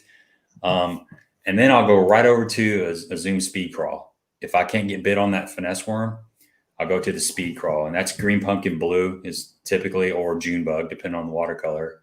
And then if that's not working, I can go to the baby brush hog, green pumpkin blue. I usually don't, it's always green pumpkin blue. Sometimes that black with the red glitter, kind of that, I can't remember what Denny Breyer made that color really popular. I can't remember what that's called. Anyway, it's black with red glitter. And then if that's not working, and this sounds weird, but it's almost the same bait as that finesse worm, but the fish doctor, it's made by Zoom. It's like a little Cinco looking. Well, it's like a centipede almost, but it's got a flat side on it. So you can flip that over if you want that flat side facing down. It really glides. I mean, it'll end up like 3 feet away from where it hits the water if you give it slack. It just glides. And then if you flip it over to where the round side's down, it falls a lot faster, because I think you're catching, a lot of times you're catching those suspended fish on that lighter shaky head. Say you're throwing an 1/8 ounce shaky head on 8-pound test. I think those same fish that'll be hitting a jerkbait but won't hit a jerkbait or an A-rig. I think you're coming down through those fish, and it's, maybe spinning a little bit, and I think they'll follow it. I don't get a lot of bites before it hits the bottom. I mean, sometimes you do. Sometimes your line will just move off.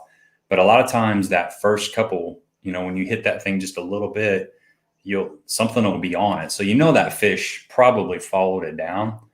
But that's kind of my little rotation of shaky head baits that I go through. I mean, I've got the speed crawl, man, or any kind of little small crawl is killer on a small shaky head. Pack crawl with it standing up. Yeah, pack and crawl. There's a lot of good baits to throw on a shaky head. I mean, that fish doctor, we used to throw it a ton, probably 8 to 10 years ago at Table Rock on a split shot.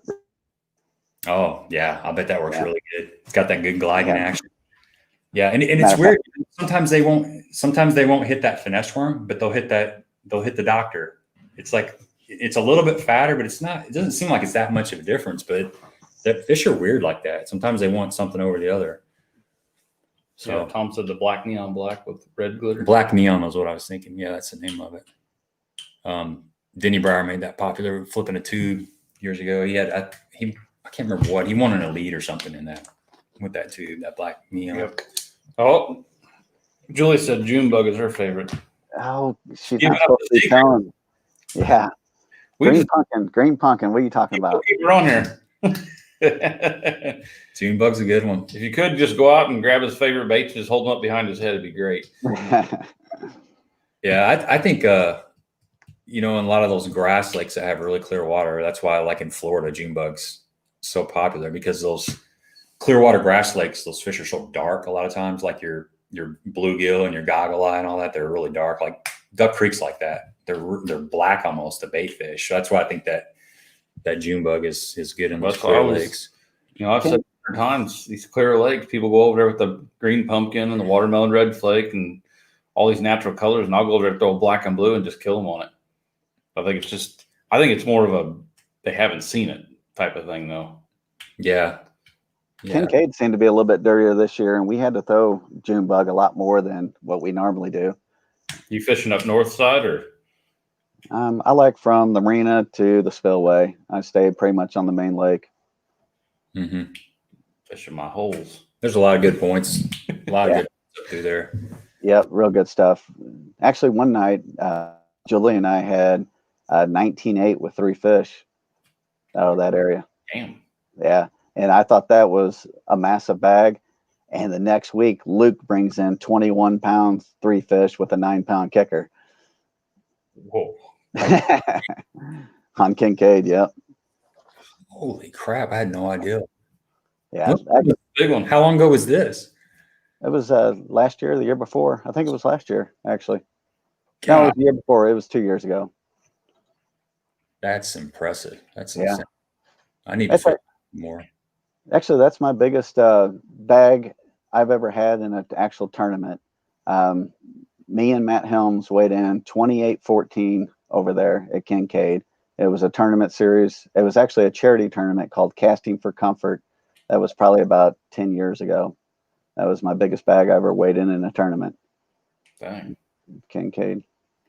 I mean, that rivals any lake in the country. That's huge. Yep. I think a little bit more pressure that they have now. I don't think it's as good as it used to be. Matter of fact, Julie and I had one that had to be over 10 pounds floating over there. And we couldn't believe it. It was huge. It had been floating for a couple of days too. It was all nasty, but it was a big old fish. Dang. Yeah, that's a great lake. I mean, I've fished it on and off, but I'd say this year I spent more time on it than I ever have, especially in the spring. And it's got some nice fish in it. It's pretty impressive. I mean, they don't always bite, but they are in there. I think Kincaid is just the most. You can do so many different things over there. If you want to go fishing grass, you can fish grass. If you want to fish dirtier water, you go north, fish dirtier water. Fish lay downs, or if you want to go fish bluff walls, you can fish bluff walls, or creek channels, you can fish creek channels. It's just, or even, you want to fish deeper rock or something like that, you can go fish it. There's just, or stumps or anything. There's all kinds of different stuff to fish over there. Yeah, I have to stay out of that grass. That grass is always calling my name. It's whispering in my ear. And when I'm out there on the point, it's like, hey, that's the problem. Come in here, pick up your punch rod. Come in here. 90% of the people going over there are all going to that grass, and there's a million times, and I guarantee you, if I told Jay where this is at, he knew exactly where it's at. I've got a spot down towards the spillway too that's, way out off the bank, and people out there see me out there all the time, and I've had several people come up and be like, "What are you doing out here?" I'm like, "Oh, just throwing this around. Don't know anything about it. Just play stupid and don't say anything." But crappie fishing. Fishing. But I guarantee you, within a week or two, if you go back over there, somebody will be on there. Yeah. So you okay, let me preface this a little bit. I'm in the market for an Ultrex because I can't stand it anymore. What trolling motor are you running, and how's it been working out for you? The Ultrex is a little bit loud. I don't know what the other ones are like, but I don't I love the trolling motor. but September, I really had to stay off of it, and I was actually pushing off the docks a little bit.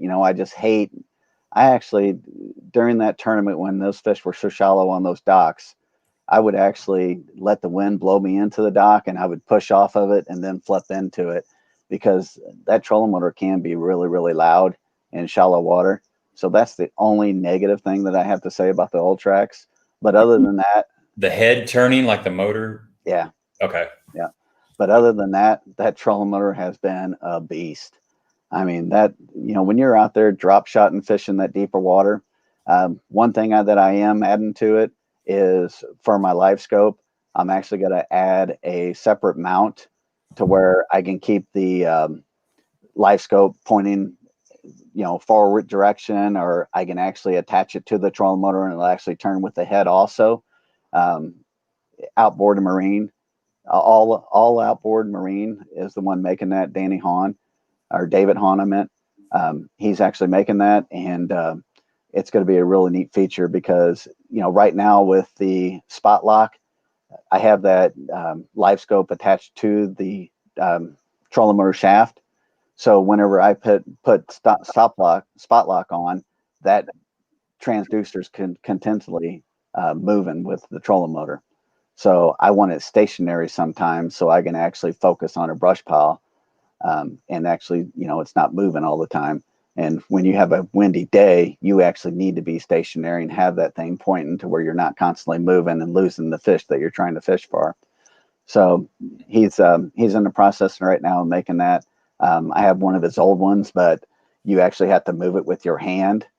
So, this takes away, you having to do something else rather than having your hand on your rod while you're fishing. So, that's just something to look at, but that thing is a beast. I mean, Pickwick, I had it down there. We had an extremely strong current. It's just a different animal. All, in my fishing experience, that was just totally a different animal for me.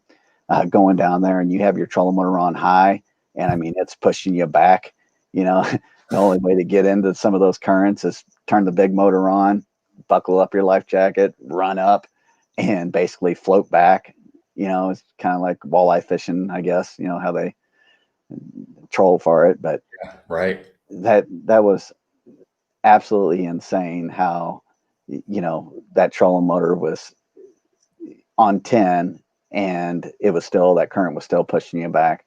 But saying that on a normal situation, I mean, it is phenomenal. I cannot believe that I did not have spot lock 8 to 10 years ago, or however many years they came out, 5 years ago, I guess, 4 years ago. But it's, I can't believe I didn't have it then. It's so beneficial. You're retying or whatever, you don't have to worry about floating into a dock or anything like that. Spot lock and you stay right there. I mean, it's amazing on that aspect of it. Yeah. Well, I messaged 4 different companies that sell trolling motors today while I was at work on my break, of course. So I just got 2 texts back from those companies on some prices. So I'm close. It's going to happen like tomorrow, probably. I'm just going to drop the money. I mean, you're not going to go with the Ghost? Man, the Ghost is another. I heard that is like one of the quietest ones out there. It's another $1,000, I think. And all I need is a 24-volt system. I mean, I know the Ghost is 36 or 24. Right. Transfer. I mean, the brushless thing's nice, but I still hoping that I can still have enough money left over to get some forward-facing sonar too, after I save up a little bit on top of it. So I'm trying to get 2 things. So that's the story. Okay. Yeah. It's not all about the trolling motor anymore. I got plans, man. I haven't bought anything in a while. I'm still running like 2013 Lowrance. I still got the Touch 2, the first Touch model, the HDS. Well, I'm not going to buy anything for a while because you see what was sitting out there. Yeah, so. You just got a new truck. DJ wants to know where the puppy's at tonight. He would have the computer knocked off the table and everything else. He has to stay upstairs. We got a 9-month-old Great Dane. It's a Great Dane? Yeah. Holy cow, yeah. That's a big dog. Yeah. Very big dog. We grew up, when I was a kid, my aunt that lives out in California, she had a Great Dane named Oreo, a black and white dog. And I just remember being 7, 8 years old, and that thing just right here on me, you know, and it jumped up on the wall, and it seemed like it was 6 foot tall. It probably was. It probably was. Yeah, it's just a massive dog. So just one of those you could get on its back when you're a little kid and just ride it like a pony. Big old dog. Yeah. Aaron said, have you had any problems with your All-Treks? He said, mine's still in the shop wondering what was going on. You know, with his steering, wasn't it? Yeah, I can't remember what was going on with it. Yeah. It's not that old. I mean, there's always going to be he just bought his boat last summer. Yeah. I had one issue with mine, and it's more abuse than anything. You know, one of the main reasons that I wanted to come on tonight, I was excited to come on, is my experience with the Bass Nation. So, you know, that's a really neat organization, grassroots, you know, organized by the Bassmasters. Phenomenal. You know, I'm kind of embarrassed because I didn't know completely what it consists of. And now that I've experienced what I have, I mean, I'm extremely excited about this year. So I belong to a little club called the Heartland Bassmasters.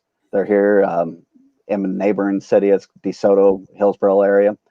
And, you know, we only have about 14 members, 7 boaters, 7 non-boaters right now.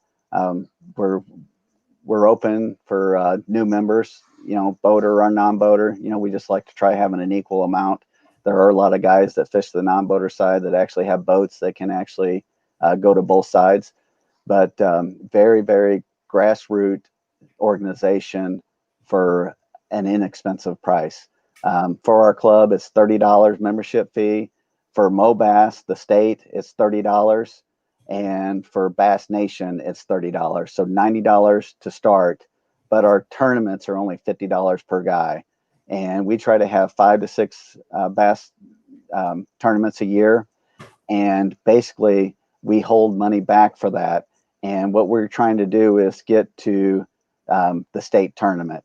In the state tournament, what you're doing is you're fishing against all the rest of the Missouri clubs. And, you know, there's probably about 30 different clubs.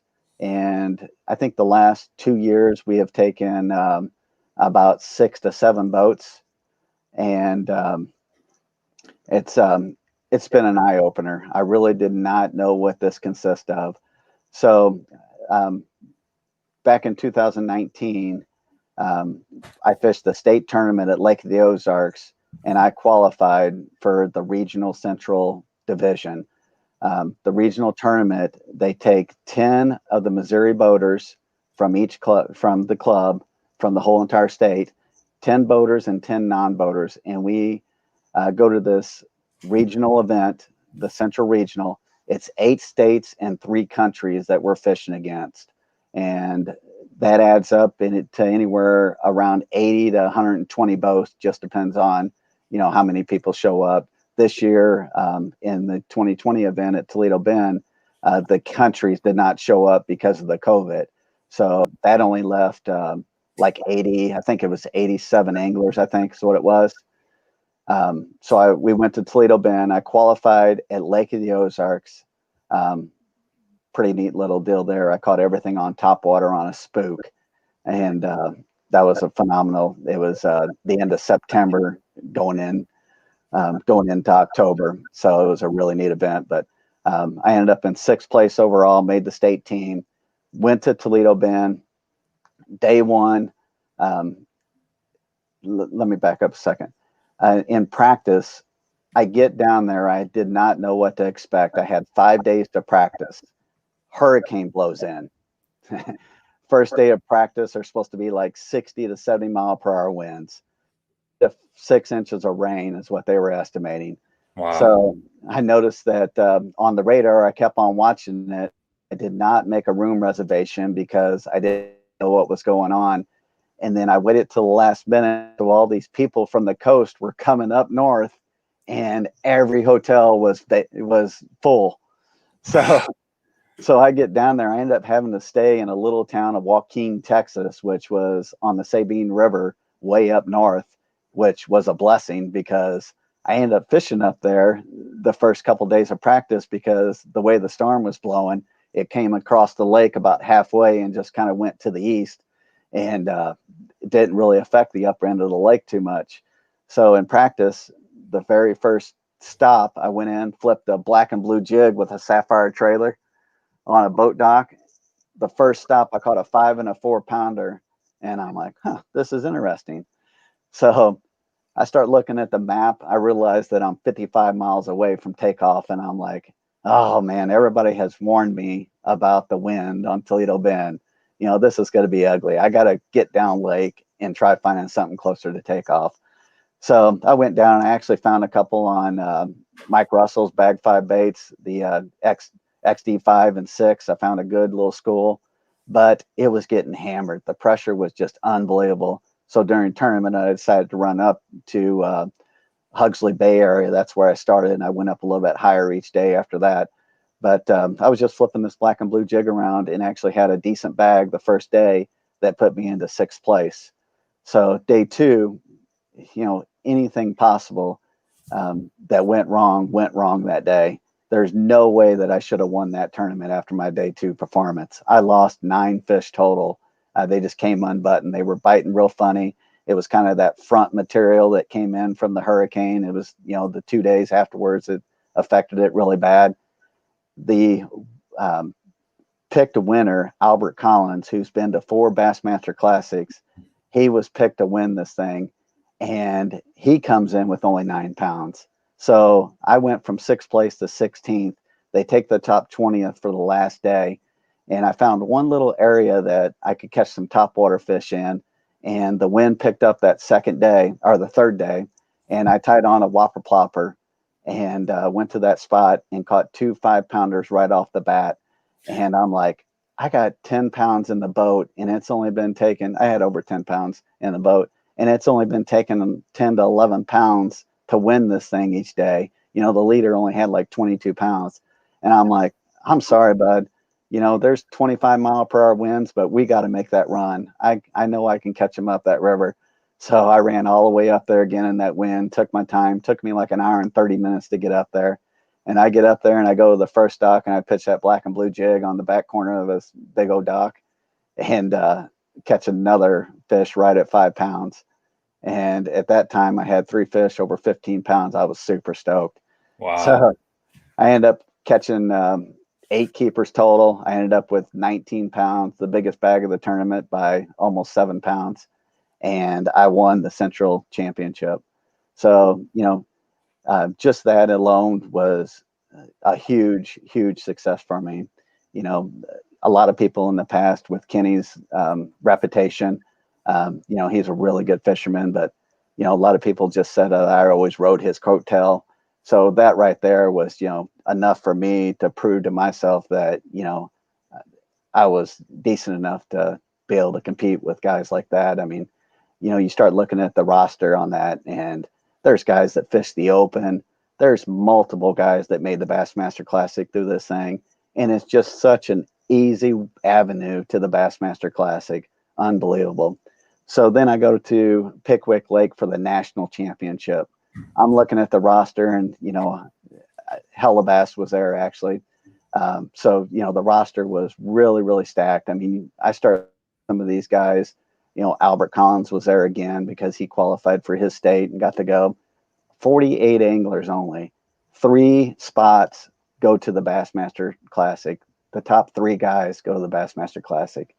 So you start looking at these guys, and all of them, Matt Robertson, you know, he fishes the Opens. He's on fire right now. He's won 2 of the Opens this year. He went to the Bassmaster Classic last year. He's going again this year. I mean, just, you know, all these guys that fish the Open, and you know, they're the top 10 in every division. And then, you know, multiple of them have been to the Bassmaster Classic. So, you know, being on a lake that I don't know was, you know, just really overwhelming. And then you start, you know, figuring out who these guys are, and it's like really overwhelming then.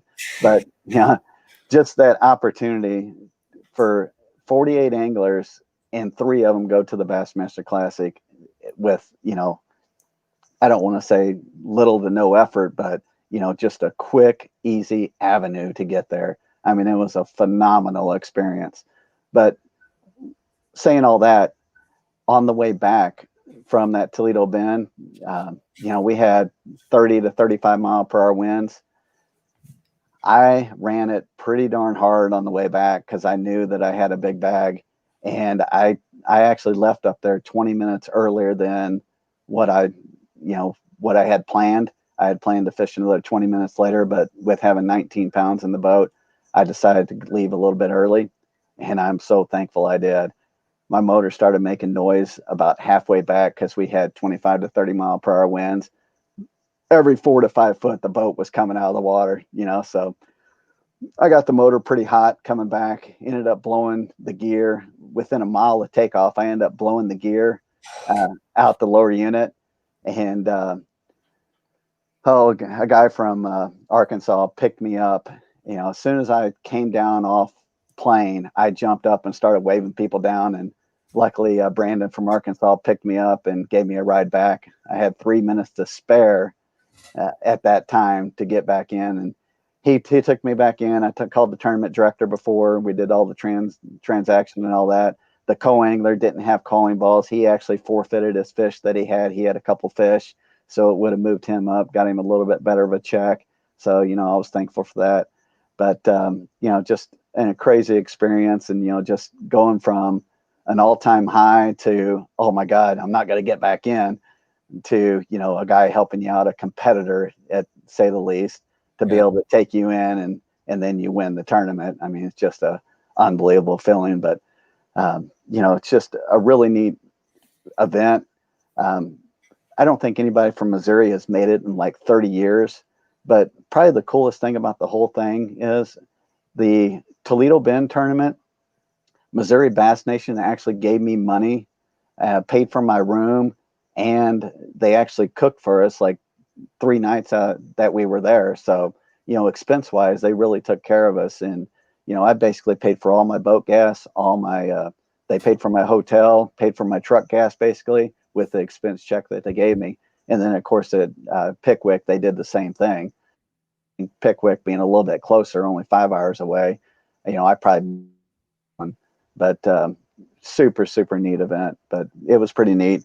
And, all that, and, like the Bassin Times, to be able to have my picture in there, and, Brandon Pollinek's on the next page over, it's just absolutely insane. So, for me, it was just a huge win in my fishing career, even though I didn't, succeed and make the Bassmaster Classic. But the good thing is I made it again this year. So I made the state team again this year, but, we're going to a little bit different lake that I'm not 100% comfortable with.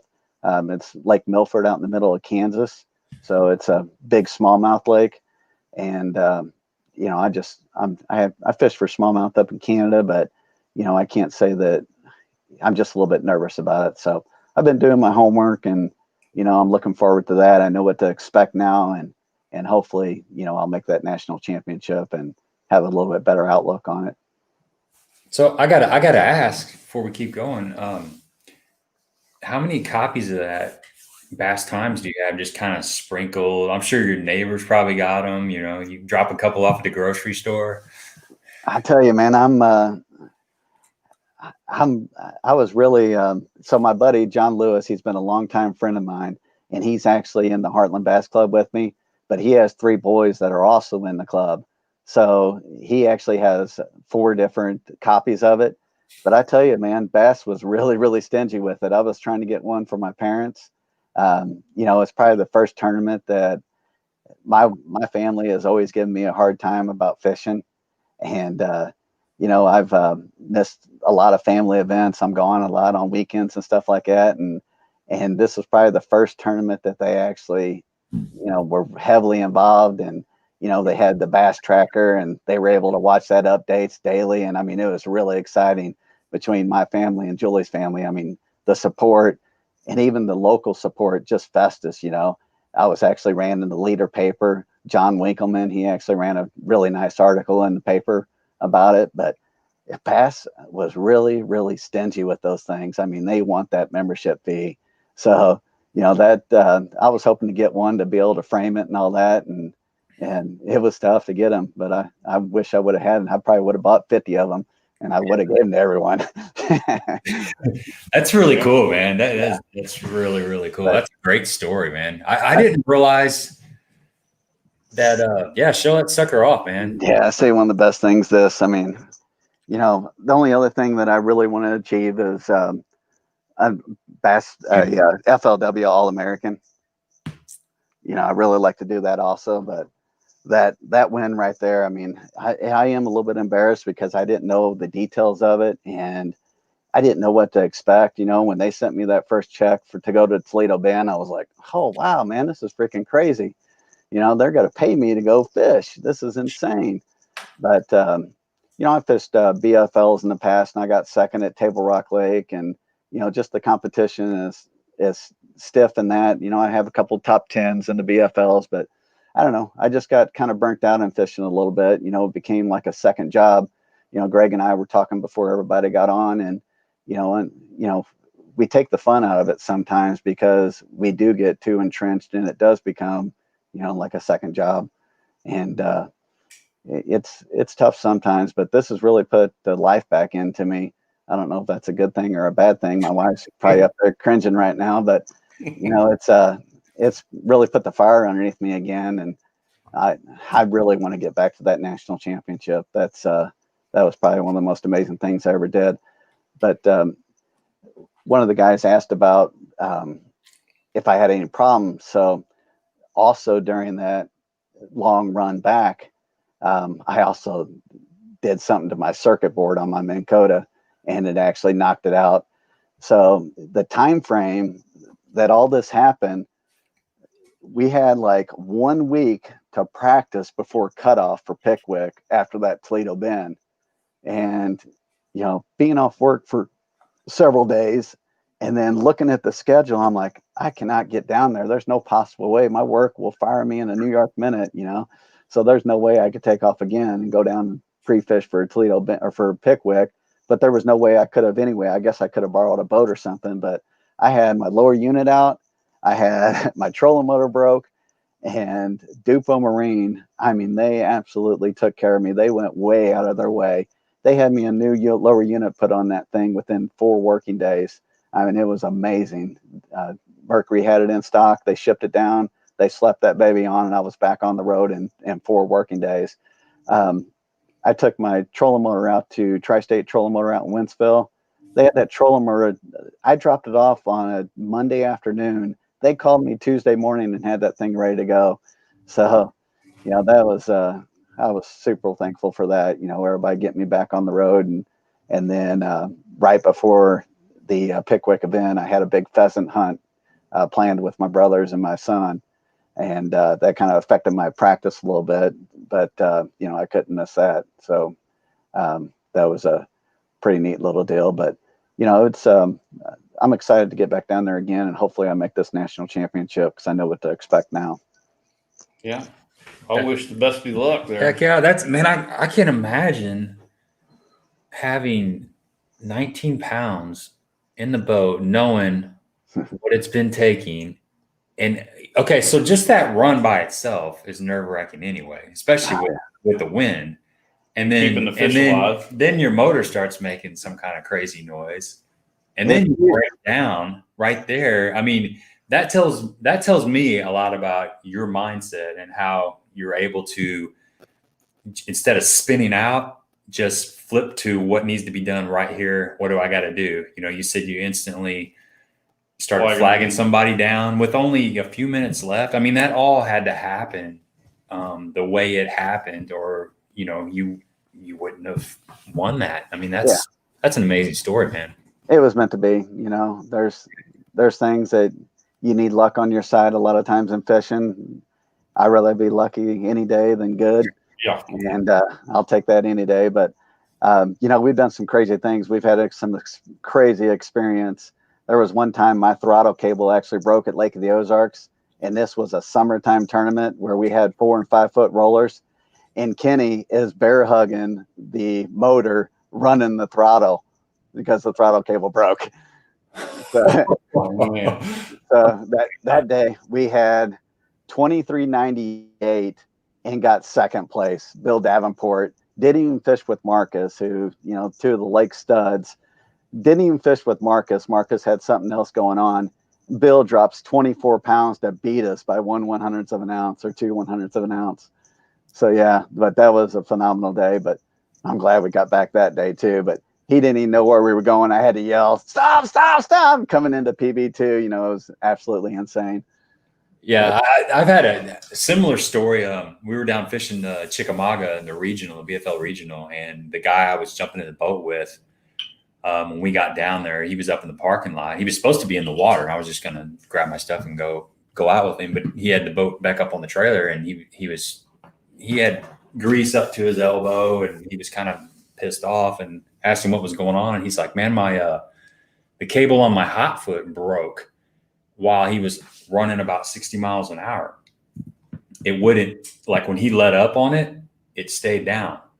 So he had to actually, I think he had to actually reach down there or pull, maybe he just slammed the throttle back off into neutral, but it was, you know, you got no brakes in the boat. He just had to like, just let the water drag him down, but he was coming in hot to where he needed to slow down. Mm-hmm.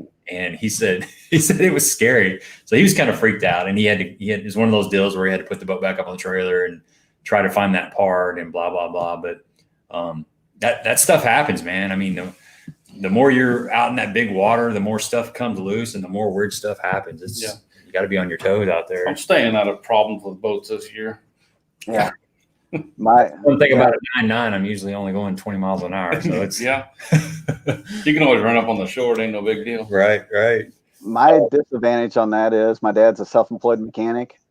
So we were allowed to touch nothing growing up because we usually screwed it up worse, and he had to do double the work. So yeah, that's my disadvantage. So, you know, unfortunately, I'm not mechanical inclined at all. I'm good at selling flooring, and I like to think I'm good at fishing, but I think you're doing all right, man. You said luck, but luck wasn't having 19 pounds in your live well. I mean, luck was maybe getting back, but you still had 19 pounds. If you're coming in with 10 pounds, that luck isn't quite as big a deal. Yeah. So good work on that. Couple more questions before we let you go. If you guys out there in YouTube land, you got anything else you want to ask Jay? Get it on here now. We're going to kind of wrap this up. We're approaching 2 hours. I was going to ask you to talk a little bit about Pickwick. I mean, you mentioned the current. What else did you think about the lake as far, did it fish similar to, say, Kentucky Lake? I mean, were you looking for the same kind of stuff that you would be looking for on Kentucky Lake, or did you, I guess what I'm saying is, were you looking for the offshore ledge type bite, or were you looking in the grass, or a little bit of both? You know, I had some offshore fish located. When I was practicing, though, they were running about 40,000. And then the first day of the tournament, they bumped it all the way up to 86,000. So anything I had deep got pushed out. And unfortunately, I was 100 yards away from the winning bag, the guy that won it. And I was on fish, just the wrong size fish. You know, I probably caught 30 to 40 keepers a day. I mean, or not keepers, but shorts. And I just could not get a decent bite going. I had a lot of help. I fished I don't know what it's called now. You know, FLW's changed it so much, but it was back when I fished it, it was the All-American Fishing Series.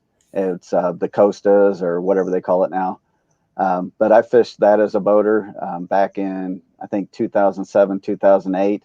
And one of my traveling partners, Randy Haynes, who is basically the king of Pickwick, you know, he was a very good ledge fisherman. I mean, he basically put electronics and ledge fishing on the map. He was actually my traveler partner. We hit it off good. Our wives were nurse. You know, we were both in the flooring business, so we hit it off really, really good. So I was really looking forward to his help. And unfortunately, they just were not deep. And, you know, he tried helping me as much as he could. And they just were not deep. You know, the lake got really, really stingy. You know, it's kind of like Toledo Bend. You know, it's a bass factory of the world. You see all these big old huge bags checked in, you know, these big old smallmouth at Pickwick, and they just did not bite. You know, everybody struggled. except for the last day, the guy had, a big bag, almost 24 pounds. But again, it was a tough tournament, and it was only taking 10 to 11 pounds to lead that tournament the first 2 days, which, it's just frustrating that how many bags have I caught in my life that were, 10, 11, 12 pounds. And the day that I needed 15 bass to go to the Bassmaster Classic, and I could not catch them. That was the most frustrating thing about it. But I just never got on anything. It fished like Kentucky Lake in the old days when Kentucky Lake had grass. And, I tried punching, I tried frogging, I tried doing a lot of different things. And the only way I can catch them was on a chatterbait. And I just didn't catch the right ones, unfortunately. And what happened was I figured out they actually kind of were in a protected area. They got in a secondary channel, and that's where the guy caught them at. And he actually caught a lot of them on a jerk bait, but he did catch some on a swim bait on the main lake. The current settled down a little bit. He was able to get out there and catch them the last day. But that's how he caught most of them, was on a jerk bait, actually. Well, that tells you that you were doing something right to be that close. It doesn't make it any better. I've been in a couple tournaments. Mike Marfell's on here, and we were fishing I think it was the Toyota Owners Tournament down at Table Rock. This would have been in 2018, 2017. And we went back in Long Creek, and we were fishing this channel swing point, and there was a set of docks on the opposite side of the lake. And we're back there about halfway. It's kind of narrowing down. It's more like a river back in there. There's one set of docks on the opposite side, and Mike's a jig freak. I mean, he'll put a jig in his hand. His two different baits will be a 1/2 ounce jig and a 3/4 ounce jig. That's what he likes to have on the deck. So he was staring at those docks before I even noticed they were over there. But we'd caught some decent fish off of this channel swing point, and that's where we decided to start. About 15 minutes later, this red gambler came in on pad and sat down and started fishing those docks. Well, long story short, at the weigh-in, the guys that won it were talking about their red gambler, and some people were asking about how fast that boat was. So we were 100 yards away from the winning fish too. Not that we would have caught them, but they caught them out of brush piles, and I'm pretty sure we could have caught. We would have been doing the right thing. Put it that way. I mean, you still got to get the bites. But it's something. It's good to know that you were that close, but also it hurts. It's so bitter, man. It's like bittersweet. It's like, God, I did something right, but I didn't quite do it totally right. So the ups and downs of fishing. Mm-hmm. Man, that's for sure. It's a game of inches sometimes yards. Yeah, my famous line is, when I do bad, I'm having a yard sale when I get home. Everything's going. But you're ready to go in the morning. I mean, the next morning you're ready to go do it again. I mean, it amazes me. You have a tough day out on the water, and you're like, God, I just don't know what I'm doing, what I miss, and then you wake up in the morning and you're ready to go do it all over again. Yeah, it's addictive. Part of it. So, all right, guys. I'd like to mention one more thing real quick. Yeah, go ahead, man. I got a company I've been working with, Winning Edge Fishing, and it's really a cutting edge outdoor marketing company. And they're focusing on taking smaller companies and providing them like a big platform business. So Rob Rixford's his name. You can look him up on Facebook or Instagram. He's doing a really great job. He's got a couple of different things going right now. And he used to be a marketing director for the Blues. He actually worked at Bass Pro quite a bit several years ago as a marketing director also. But check him out if you're interested. If anybody has a small business, especially fishing related, he's been a huge help to Hogs Custom Bait. I mean, he's barely been promoting our stuff. A lot of the stuff that you've seen on Facebook has been a lot of his stuff. But, he did a really nice little clip about me being on here tonight. I don't know if you guys got a chance to see that, but it was pretty sharp what he did. I didn't see that. I must have missed that. Oh, yeah. Yeah, it's sharp. I'll go back and try to find that. I'll check it out. So what was the name of the company again? Winning Edge Fishing. Winning Edge Fishing. Okay. Yeah. Yeah. We'll be sure and put that in the notes down there. Yeah. Get going. Huh. Okay. Yep, I appreciate it, guys. Yeah, man. It's been nice to hang out with you, and hopefully we'll get a chance to get out in the water and catch some fish together sometime soon. Yeah, definitely. You may be disappointed. From what I've heard, we're going to do just fine. And also that benefit tournament, we'll try to. I know it's a long ways off, but we'll try to make sure that we remember to bring that back up. Later, late summer, early fall, something like that, so they can have a really good turnout. Because that's a great cause, man. Yeah, it is. Those things like that are. I couldn't imagine, losing a young one like that. So it's great to have a nice fishing tournament in his honor. Well, looky there. We see it now. Mm-hmm. Oh, yeah. I see it now. Yeah, it's pretty sharp. Yeah. I don't know about the pro part, but. Hey, if the shoe fits, wear it. Yeah. So, yeah, that's awesome. Yeah, he did a really good job on that. But cool. Yeah, we'll definitely. We'll share that up to our pages here. Yeah, good stuff. So I think we answered all the questions, right? Yeah. Yeah, everything's answered. Yeah. Set good.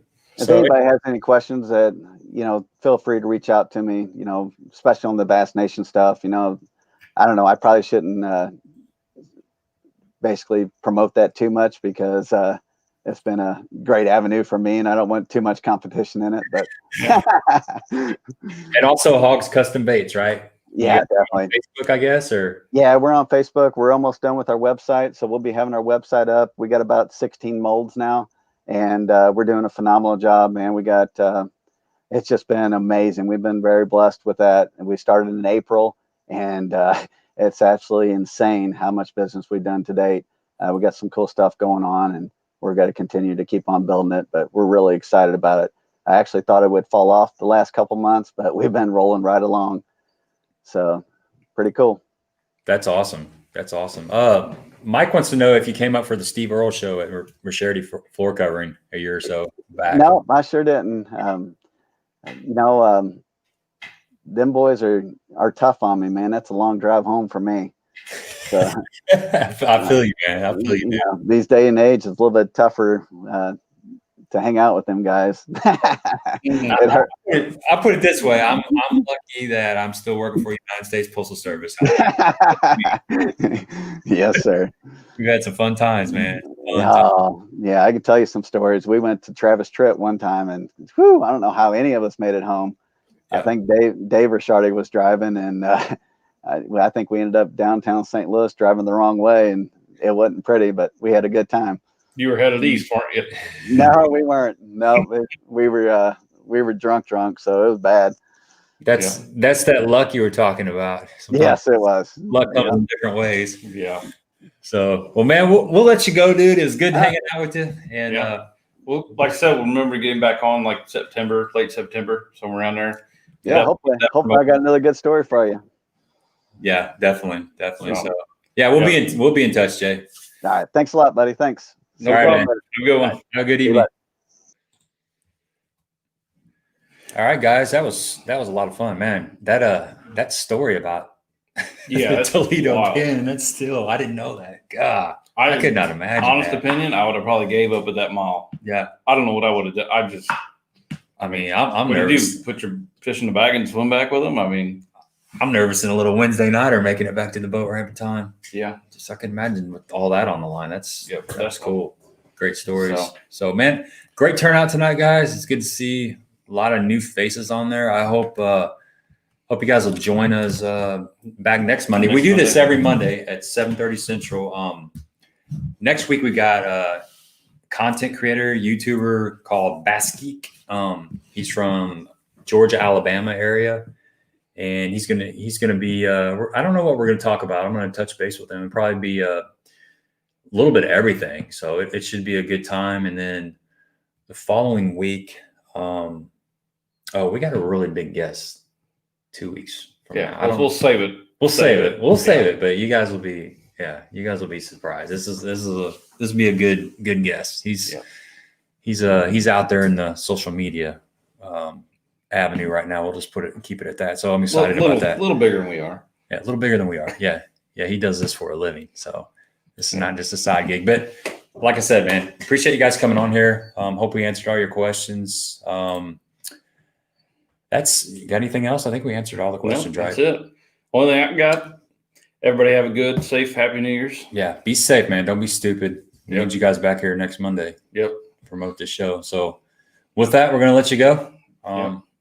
Guys, have a good New Year's, and we will see you next Monday. Yep. All See ya. Peace.